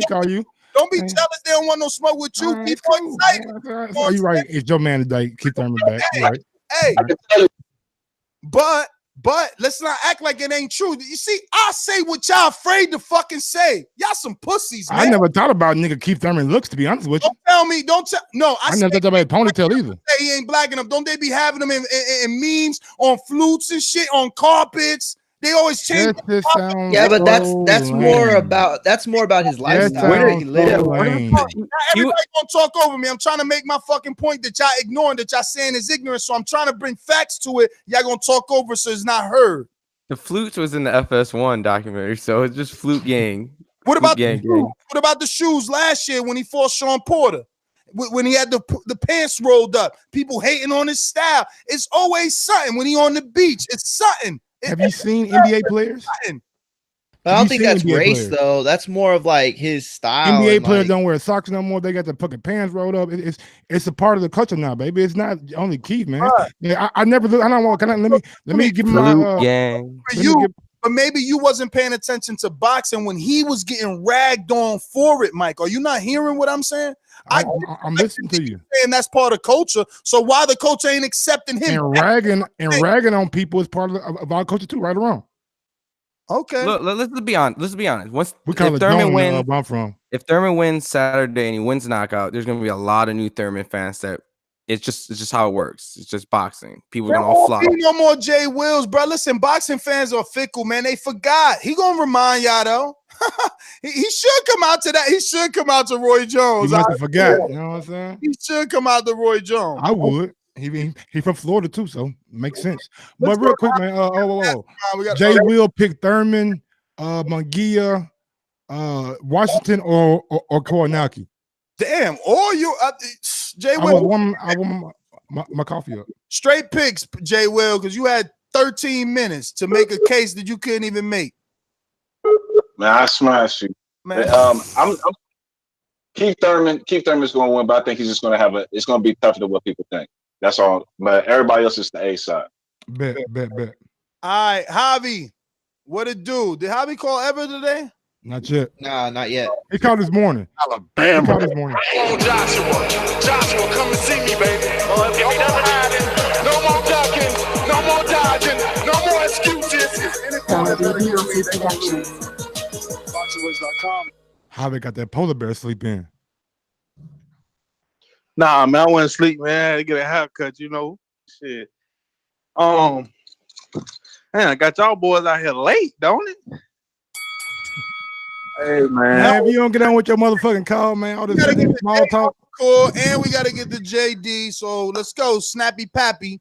Nigga, now you want to hurry up now. Now you want to rush Harvey. 3 minutes, nigga. Let me work. No, you don't. Let me work. No, you don't. You know what? Nigga, it's 10:30. What you talking about? Nigga, that ain't my problem. No, it is your problem. It is your problem. Talking over me. I don't know who is that nigga talking. Nah, I muted him. You got that. I hit you with the Schwartz. This nigga Ness gonna have a 15 conversation with Jay Will, but I'll give you 2 minutes. Nah. That nigga a ass, bro. Ness a hater, bro. I swear. All you gotta do is want to get in the ring with me. That's all. I don't even know what you're talking about. I ain't listen to the show. All right, well, there you go. That's why your calls ain't never worth nothing, because you ain't listening. You just want to call Today I in. ain't listen. I listen every other day. Stop it, bro. Mm-hmm. Damn, niggas be busy out here. Hey, I got Keith Thurman. I'm fucking with Keith. Give me You better fuck with the champ. give me Gerald. Give me Gerald. Oh my God. You want to bet again? No, I ain't betting on this. I learned my lesson. Nah, I ain't betting on this one. Hell no. I just want Gerald No. Anyway, we talk Friday. We're gonna talk Friday, bro. We're gonna talk Yeah. What else? Who else we got? Munguia, that's easy. That's damn near guaranteed, even though Ron always bring up his Inoue cousin and shit. I don't give a fuck. That awkward moment. That awkward moment. Hey yo, Javi, but today he said he ain't sure if he's really his That awkward moment when it was fully clarified it was not his cousin. So They you his take cousin, that Javi. L, hold They that cousin by L, marriage. They eat cousin that by marriage. alphabet bowl suit with all L's, with all the other alphabets out. L. He called you SpaghettiOs ass nigga. Who gonna eat that? You, man, you're gonna have a gumbo soup full of L's, bro. For 3 months. We have not been talking about this dude for 3 months. That's a lie. That's another L. You want to keep? Ron said everybody with the last name Inoue like related. Oh, see now Mike holding another L. So that's what you said though, bro. You like, nope. yeah, man. They got a long every line, single cousin. person on the planet named Inoue is related. They got a Mike, long line of cousins and does that and sound brothers right? Every and nephews Inoue. that fight. I mean, I'll straighten it out. He said that they were cousins. He said they were related, and then he came back and he took it back and said, "Nah, my bad. I'm a." When he said this, Mario? Like today, like an hour ago, 2 hours ago. There was a whole segment. Javi, how about you go listen to the show? Just see, look, Ness just proved his point. Your call has no valid when you don't Why listen. y'all walking over Javi call anyway? Because he don't make no sense. You should be more. You should be proud of me for calling and I ain't listening because I've been busy. I'm just fucking with the show. I could have not called, but see how. Hey, so Javi missed all the people all that stuff about Border Wars. That's just gonna be Bro, excuse. I missed all of it. I don't know what y'all talking about right now. That's not my problem. Ooh, Hey, boomerang. Javi said, bring him back. He want to use a boomerang back to back. Hey, there's plenty of boomerangs, B. Y'all got us out here working overtime. DiBiase Productions. J Hardcore Boxing. You know that shit about boxing. BoxingVoice.com. Okay. Hey, bro, man, you got to call in. We don't put nobody down in the chat. There goes Mike with that shit again, boy. You listen here, man. Hey, Ness, you're gonna have to stop disrespecting my undefeated fighter, bro. Who's that? Nigga, me, nigga. The fuck Mike. you mean? Yo, Mike hey, Jay. Never lost. Undefeated. Never lost. Signed with OG Productions. Jay. I don't know if they What's ain't up? tell you, What's but up? you can't be a fighter till you fight. I done had plenty of fights, baby. Never lost one-on-one. You ain't got no rank. You 0-0. Check this I out. I came back from near death. Me and my fighter, we done talked. If we can't get a wheelchair fighter, he'll take any fighter on their knees. So it don't make a difference. On their knees? Whoa, Jay, hold on. That ain't sound right, baby. Come on, old school. Goddamn old school, baby. You fucking up, nigga. Don't play on your knees, nigga. Hey, put him in a chair, nigga. Shit. Get them on their knees. No, we're not. We're not fighting on our fucking knees, Jay. We ain't doing that now. Shit. Put his ass in the chair. Shit, we ain't on goddamn knees now. You stay in your chair, Mike. Ain't nobody fighting him in no gotta be in their knees. Nah, hell no. A chair against the knees ain't fair. Nigga, that's not that nigga. Fuck fair, nigga. It don't look right. Shit. Mike said it don't look right. What is going on? Dude? What is going on, Mike? What you mean? Sit on his knees. I mean, what the fuck? Fuck, I look like fighting a nigga on his knees. Guys. Come on, let's go. That's like 6'5", yo. Get him on his knees, bro. Mike don't want that, bro. What is going on? Nigga, hey, look here. Hey, look. I will put so much lean. I will put so much lean on one punch, nigga. I'll fall on my goddamn chair trying to hurt this ass. Nigga, I'm gonna keep around on my knees too. Watch me. Hey, yo, I'm gonna go ahead and take my picks. I'm gonna take Thurman by stoppage. I'm gonna take Chris Colbert by decision. I'm gonna take Kownacki by stoppage. Marsellos Wilder, don't he fight this weekend too? Nah. He on the DeGale card. He on the DeGale. Nah, he on both cards. He should be. He on both he's cards. on this box track right too. Yeah, but you ain't see him yet. And I ain't see him. I ain't seen all the Russells. I ain't seen all the other people. You're right. Maybe he getting in tomorrow. Yeah. We'll see tomorrow. And I take my gear, but I take my gear by decision on this one. That's pretty much it. Wow. A lot of people been talking about what's a shoplifter. What a shoplifter is, if you come to this show every day and don't do anything, you just watch the show, you don't share, you don't hit the thumbs up, you don't do anything, you're a shoplifter. So what you need to do is smash that like button and do something for the show that you come and watch every goddamn day. That's my call. Speak of nigga believer receive. JD on the boomerang.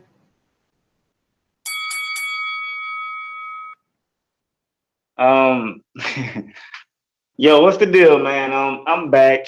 It's your boy.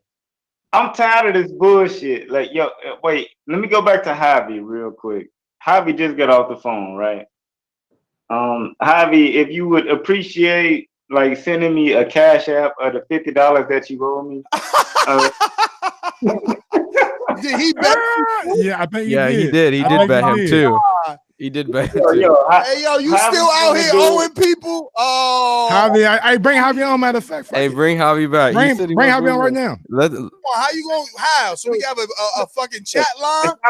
You already? Oh, he texted. He said, "Tell him send me the cash app." Well, my bad, bro. When it was a bet, when money was online, we brought people on. Hey, hold on. Javi a real dude, bro. Hey, Mike, I can't so even. defensive today, bro. I can't do it. They already Thurman fighting. They already unmuted. Thurman fighting. Got your motherfucking blood pressure. He gonna win. He gonna win. Mike. Yeah, but he's going to win. Mike's sensitive, y'all. I'm sorry, Mike. Don't quit tomorrow, Mike. I'm sorry. Hey, I am. I'm gonna call in, nigga, and motherfucking Mike from goddamn Michigan. Niggas bombed the building. Yo, what up? We hear you. You ain't pay your bet. Nigga, I need your cash up. If I don't got your cash up, nigga, I can't send you nothing. Yeah, no. Listen, I agree with that. Look, Oh, JD, get off that speaker, man. You wilding right now. Sound like you in a bathroom talking. Hey, motherfucking Burger King, they taking orders and shit. He had a truck stop talking right now. Taking orders and shit, nigga. He inside of Johnny on the spot. Actually, let me tell you where I am though. I'm in Alabama, man. I'm on a business trip. Actually, for real. Like I'm on a business trip out here. I took the weekend off. I'm in Alabama, Birmingham.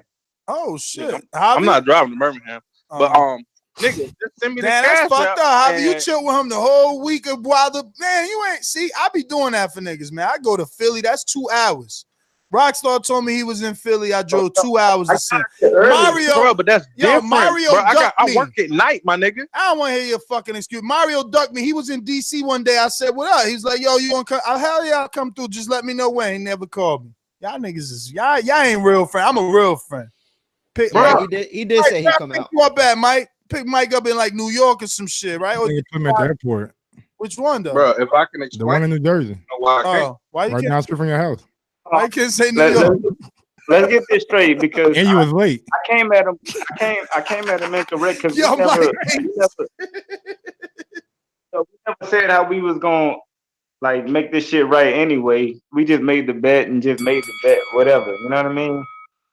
Bro, I'll pay you. I just need your cash app. I'll send that shit right now. But why y'all ain't got each other number? What kind of friends is y'all? How the fuck I'm gonna have his number, Ness? Hey man, he was just out there talking shit. So I just like betted him. So you know y'all ain't meet in LA? We did, but I ain't get everybody's number. Damn, yo, this TBV fam, dog. Yo, this Bro, alumni. I only hung out with them that one day. Bro. Oh, I did. No, never mind. I did see him at the Wilder Fury fight. I'm lying. See? Hey, but they ditched me that day. They ditched me. Oh, did they? Yeah, don't take his number then, Javi. Fuck it. He thought you was too young. Hey, Javi, we'll get together, man. We'll get together. Let me finish my Send that talk. your cash out, bro. I'll send that shit tonight, bro. I don't give a fuck. Javi got that old money, man. He used to be a football player. Yeah, man. He played for Alabama. Played for goddamn Tennessee Titans. He got signed to the Rams for 1 season, and you know he kept the check. But Got look, a bad back now, you know what I'm saying? Yeah. I broke my back. Cut it. He combined 2 calls. He said, fuck him. Get both of these up out of here. I'm out of here, B. Yo, you know the Gabriel Flores Sr. or Jr. are still listening to the show. Man, big ups to them, bro. I'm glad we got him laughing. Word up. I know they laughing at you. Yeah, hey man, hey to them too, bro. If y'all know anybody in a wheelchair, they can get their work too, bro. I was just about to say that. I don't think they know you in a wheelchair. It's kind of like, yo, what y'all talking about a chair and knees? I'm like, what the fuck? People don't be. You need to get a Logitech C920 and back your shit up so people see you because they don't know. Why would I do that? They don't never believe you till they see you. You see me when you see me. LA, it was crazy. It was like, oh shit, yo. He is in like, shit. what up, yo? Well, yeah, man. Hey, you see me when you see me. Didn't people say, why is Mike sitting in someone's wheelchair once? Yeah, somebody said that shit. Like, yo, why Mike sitting in wheelchair? Somebody wheelchair playing and shit. Oh, that was when we was in Alabama together, me and you. That was Jay. That was Jay Hardcore. Really? Yeah. No. He said, they like, yeah, bro. I put in the check. I thought you was playing and shit. Like, man, that's fucked up. Dude over there playing in a wheelchair like that. That's crazy. Yeah, man. What else? That's it. And that's GTO. Instagram, Twitter. Yo, catch us. Hey, bro, look here, Mr. Ron Throne. Look here. If you want to fight somebody, bro, you got to motherfucking call in. You ain't got no fucking avatar. You ain't got no picture, man. You like call in, homie. Who? Some nigga in the chat. He ain't got no. He keep on adding me. Iron Throne. Bro, you don't even know who that is, but That's what I'm saying. I'm glad you made us aware. I don't know why he ain't calling in though. He's probably at work. He works in the prison, and he's a chef. Oh, okay. He probably can't have his cell phone, so he's probably listening on, I don't know, some sort of computer. How you know him? I won't deny it. Dollar DVLC production. Come with me. Hail Mary. Hell yeah, that's his intro. He's an alumni, and he's unfortunately the guy that Info Joe beat in Border Wars. Ooh. That's Alex Lemon. I see why he ain't called in tonight then. Yo. You don't want no smoke with Lemon B. Is he in the wheelchair? Lemon Is was he in the wheelchair? I got left on Skype without a call again. Who are you on Skype? I will fuck him up if he in a wheelchair. Simple as that. Mike. Anybody on Skype we ain't get to unmute yourself. They gotta be lying because the dude on Skype right here is yo. Nigga, shit, what's up? Motherfucking Scorsese, man, I've been left on Skype the last 10 shows. I ain't bullshitting. That's Border Wars for this shit. This was gonna happen. You wait on me, but you done left me on here for 3-hour calls, 10 shows in a row. I want your 30 hours. Yo, you should see that's the first time it happened though. I remember the first time it happened. He was like, "Oh, I forgot Scorsese." Yo, you know Nuts ain't gonna apologize too. He gonna take a phone call right now. Have me sitting on this shit. I don't know what our topics are. I was wondering, Scorsese. I'm like, damn, Scorsese ain't called in a long time. Nigga, you get 10 minutes a night, goddammit. I don't know let him get 10 shows worth. Let him just get his stress out. Top rank, Mike. I'm gonna bring your boy in on this. Terrence Crawford. They talking about they want to unify. Cut it. Well, they got 2 champions at 175 pounds that ain't neither one of them ain't got no opponent coming up, no scheduled conflict. They got Beterbiev and Vosdick freed in a motherfucker. And if they don't make that fight early 2019, I never want to hear about how. But look though. Terrence Crawford on unifications and how they so good for boxing on it. I don't want to hear it. Kopchak got a exception for a fight, and then he fight. I'm trying to tell you what's gonna happen with Mike. He's been gone for 10 days. He got a exception, and he fighting Marcus Brown after his exception. Damn. Don't nothing about no exception mean you can't fight no damn unification fight when it's wide the fuck open and the fan is any fan gonna smack the shit out of this man for saying I'm fighting a unification? Hell no. I don't care if it's open. I don't care if it's an exception, exceptional, or none of that shit. The dude need to fight Beterbiev at the 1st of 2019, March, April, unification, then beat Marcus Brown. You can call yourself the fighter of the damn year, and you'll be like, my brother Usyk did it the fight the year before me. I did it the year after him. Viva Ukraine or whatever the fuck they would say over there. That is history. So why? I'm just saying, Top Rank always talking about how Crawford capping for these unification. If you got your own, you can make without no side of the street beef, and you ain't making it. I don't believe you when it come to this crossing the sides of the street making the shit. That's the only thing I want to say tonight, because we all know Keith Thurman gonna whoop some ass, and we know Polish Fat Baby gonna whoop some ass Saturday too. Them my picks. I'm out. All right, Scorsese, man. Sorry for finesse having you on. Scorsese. I'll remind him from now on. I'll be like, Scorsese. Hey, bro, if you want me to get on, I can. Yeah. So you picking Adam Kownacki by decision or by knockout? Man, shit, man. He might knock Gerald out, man. Gerald already done takes them licks already. He gonna go again. I don't know, because he couldn't get Charles Martin out of there, but probably, man, I don't know. It might be a decision. Decision, maybe. Yeah, decision. Decision. All right. Well, you asked me that shit. What's up? What you mean? He asked me what I was thinking about. That's crazy. Because what did you end up doing with your call? You ain't even talk boxing. This is boomerang though. Well, I did. I made my pick. Javi. We're gonna talk about Border Wars. Javi, just make your picks right now on your boomerang. Who are you picking? Why are you picking Washington? I'm just picking Washington just off old school say off GP.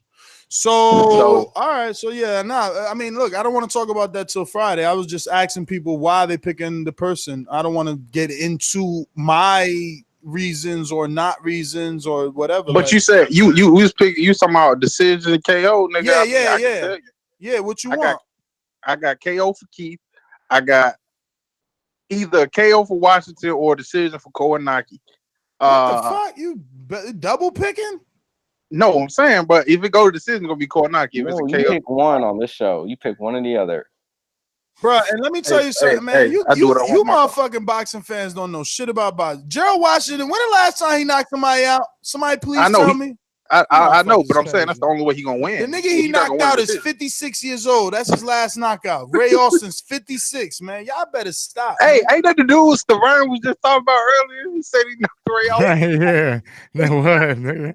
And I laughed at Stavern earlier. Y'all got to get y'all shit together. I'm just saying that that's the only way he gonna win.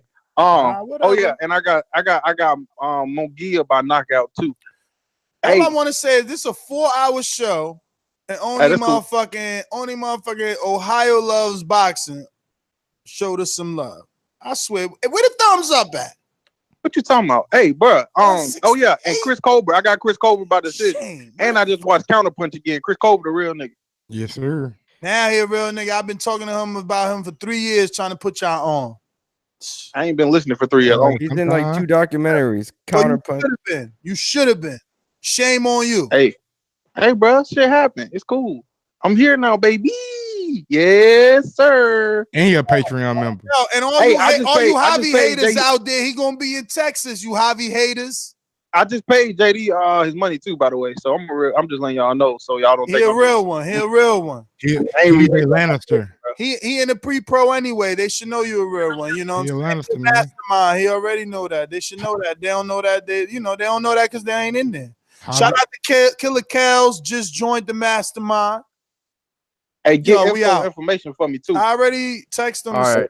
Follow me on IG, Grouse1911 on Twitter at Grouse2312. Javi all on the nut. You know what it is? Javi an hour behind us. So he always wants us to stick around later. Like just like Mario, they don't care. They hide over there. Yeah, I'm good. Catch me at Jaime Munguia on Twitter and Instagram. And you can find me at Ron G FIQ on Twitter. Javi. Can Ron get his goddamn social media up, nigga? He didn't want to talk about me. You hear this, motherfucker? It ain't the pot calling the kettle black. But you can find me at Ron G FIQ. Mike. Ron G FIQ at Twitter. And plus Ness has now got an abundance of tons of videos I'm talking about. I know Ness see these emails. Tons. Yo, the pressure that's on me. Look, it's 11 o'clock at night. I haven't eaten. The dog hasn't been walked. And Ness has my girl haven't gotten sexed. And I gotta go upload videos. Man, you gotta be kidding me, bro. hey, maybe you could do like maybe you could do like 3 of them at like one time. I'm telling eat, upload videos and like choose which one I'm just telling you want to do. I'm just telling you, we got tons of content that's coming up. Mario's leaving right now to go to Texas, some other part of Texas. I was supposed to leave like an hour ago. Shit, but more videos. So it's like, what the fuck? And I got more videos coming tomorrow. Yes, sir. Yo, if you're gonna be at the Houston card, fuck with me. H-Town, stand up. Me and Cantu be in the building. Bruh, Zero. I was James the Beast Wilson, stand up. 3:40 Eastern this morning, uploading video. Man, y'all killing me. Shout out to my nigga Uncle Millionaire. Shout out Paul Wall. Shout out Trader True. Mike, I had like 2 headaches this week. I ain't know if it was the bud or the being in front of these computers this much. Shout out Jay Prince. Yeah, I wanted this life. I ain't complaining. Shit, I'm about to be on vacation in a bit. Shout out Swisher House. I check y'all. You know what I'm saying? Shout out Rapper Law Records. Plus, I'm thinking, you know what I'm thinking? I'm thinking I'm gonna go back on my word. You know, UK Robbie gave me an idea. He said, "Yo, you coming out for the Gale fight?" And he's like, you know, this motherfucker stay kind of. You know what? I'm out, man. Fuck right. He don't about time, nigga. You supposed to been out. Talking about motherfucking going down memory lane and shit. Nigga ain't no goddamn memory lane, bro. Goddamn, tomorrow gotta go. Yo, you gotta lower Mike's volume because he's so overpowering. It's too strong. Just remember, you ain't got the same strength when you in the bed, bro. So when you all nice and sleep one day, we sharing the motherfucking B&B. I'm gonna be throwing shit at you. Everything you said, and Hey, bro. Don't you ever walk beside a pool, nigga. Walk beside me, nigga. All right. Don't ever walk beside a pool, nigga. Throw me your phone. Listen, Throw me your phone, nigga. Hey, Javi. Throw me your phone. Me and Javi, because Javi the youngest, so he gonna be down to play all types of pranks. Me and Javi gonna make sure we move your chair every morning. You gonna wake up, you ain't gonna find that shit. I'm gonna tie it to my leg now, nigga. I'm gonna tie it to my leg now. It's over. Hey yo, who seen Punisher season 1? I ain't watched it yet, bro. I gotta check it out. Did you see Widows though? How he did do it in the wheelchair where he just pushed him over in the bowling alley and started stabbing him and shit? I was like, damn, that's fucked up. If you hide his wheelchair and he's in a room, make sure you hide the bud too. Somebody getting fucked up. At the ceiling. Somebody getting fucked up. If I ain't got no weed or no wheelchair, somebody getting fucked up. Look who called in. Damn, yeah. I fucking fucked up. Hold on, man. How we just gonna gloss over the fact that R&V been calling in, posting in the goddamn chat, but he ain't came back over at Mario yet? That's some sucker shit right there. Bruh, let that be, bro. No, man. Everybody, you talk all that big money shit. You came at Mario eating your ass, and you don't want to come back. You my fighter. You my fighter. If that's your motherfucking sign right now, nigga, I don't want to manage you no more. I'm done with it. Rapper, bro. Everybody ain't a rapper. Sometimes people just Instagram clappers. You ain't gotta be a rapper, nigga. Show me some heart. To one last caller, alumni status. Let me see. Did he connect? Did you connect? He connected. Yo, this is the shit I do. This is like over the time of over. Mario, you could cut out. Anybody need to cut out? Go ahead. I'm gonna just go ahead and get to my man Lemon. You know what I'm saying? Called in on a late status. Dollar DVLC Productions. Come with me. Hail Mary, run quick speed. What do we have here now? ThaBoxingvoice.com. Everybody fight game wanna be like the Uno. Dollar DVLC Productions. My bad, Lemon. Your name, your real name, not like your motherfucking YouTube name. Right. Hey, it's all good. What's up, TVV? I'm back, man. What up? Been a long time, B. Hell yeah, man. Let me tell you, I had to go through some shit. I had to right now. I had to reload Skype and everything, man. I was out of it. Yeah, man. But I had Happy to to have call you in. back. Hey, yo, I had to call in and put down my Riverside Rocky pick, man. Upset over Thurman. You wilding right now. And of course, I'm taking that Milwaukee. I can't pronounce his name. Milwaukee guy. I'm taking him for sure. Kownacki. Yeah, Kownacki. Or Kownacki, some crazy shit like that. You got Munguia? Yeah, but the main one was I got to go for the Cali boy, Riverside Rocky, man. Yeah, but how? How is he doing it? No, I'm gonna have to go with decision. Yo, you just went to speakerphone real quick? What's up? Oh, that's R&V being Yeah, all right. Okay, by the time he came back. Nah, he jumped off. Go ahead, Lemon. Yeah, and so I know Mike needs some help, man. Wait, so you said by decision? You know what I mean? You said who we got?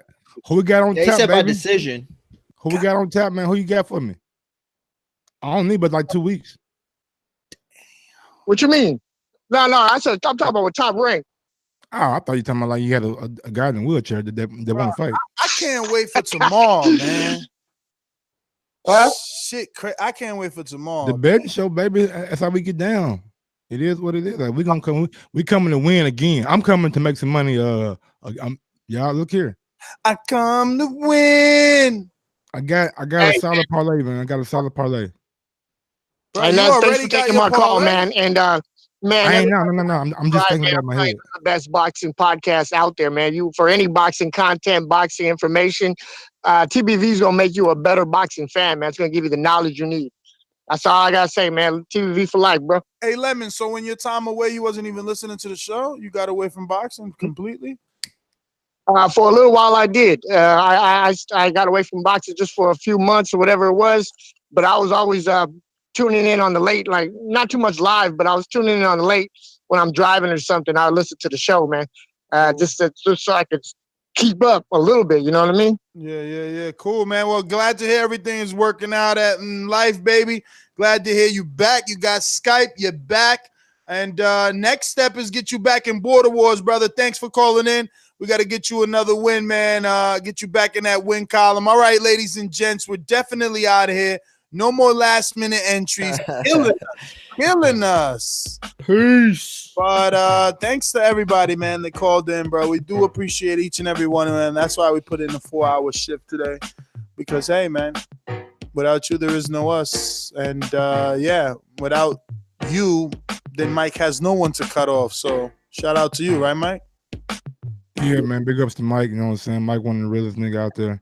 You know, I've been looking like from afar, admiring that guy. You know what I'm saying? Admiring his toughness, admiring him. You know what I'm saying? Graduating college, man. That guy is a role model to many people out there, man. And I think, you know, we should really look up to Michael. You know what I'm saying? Michael's a real good guy.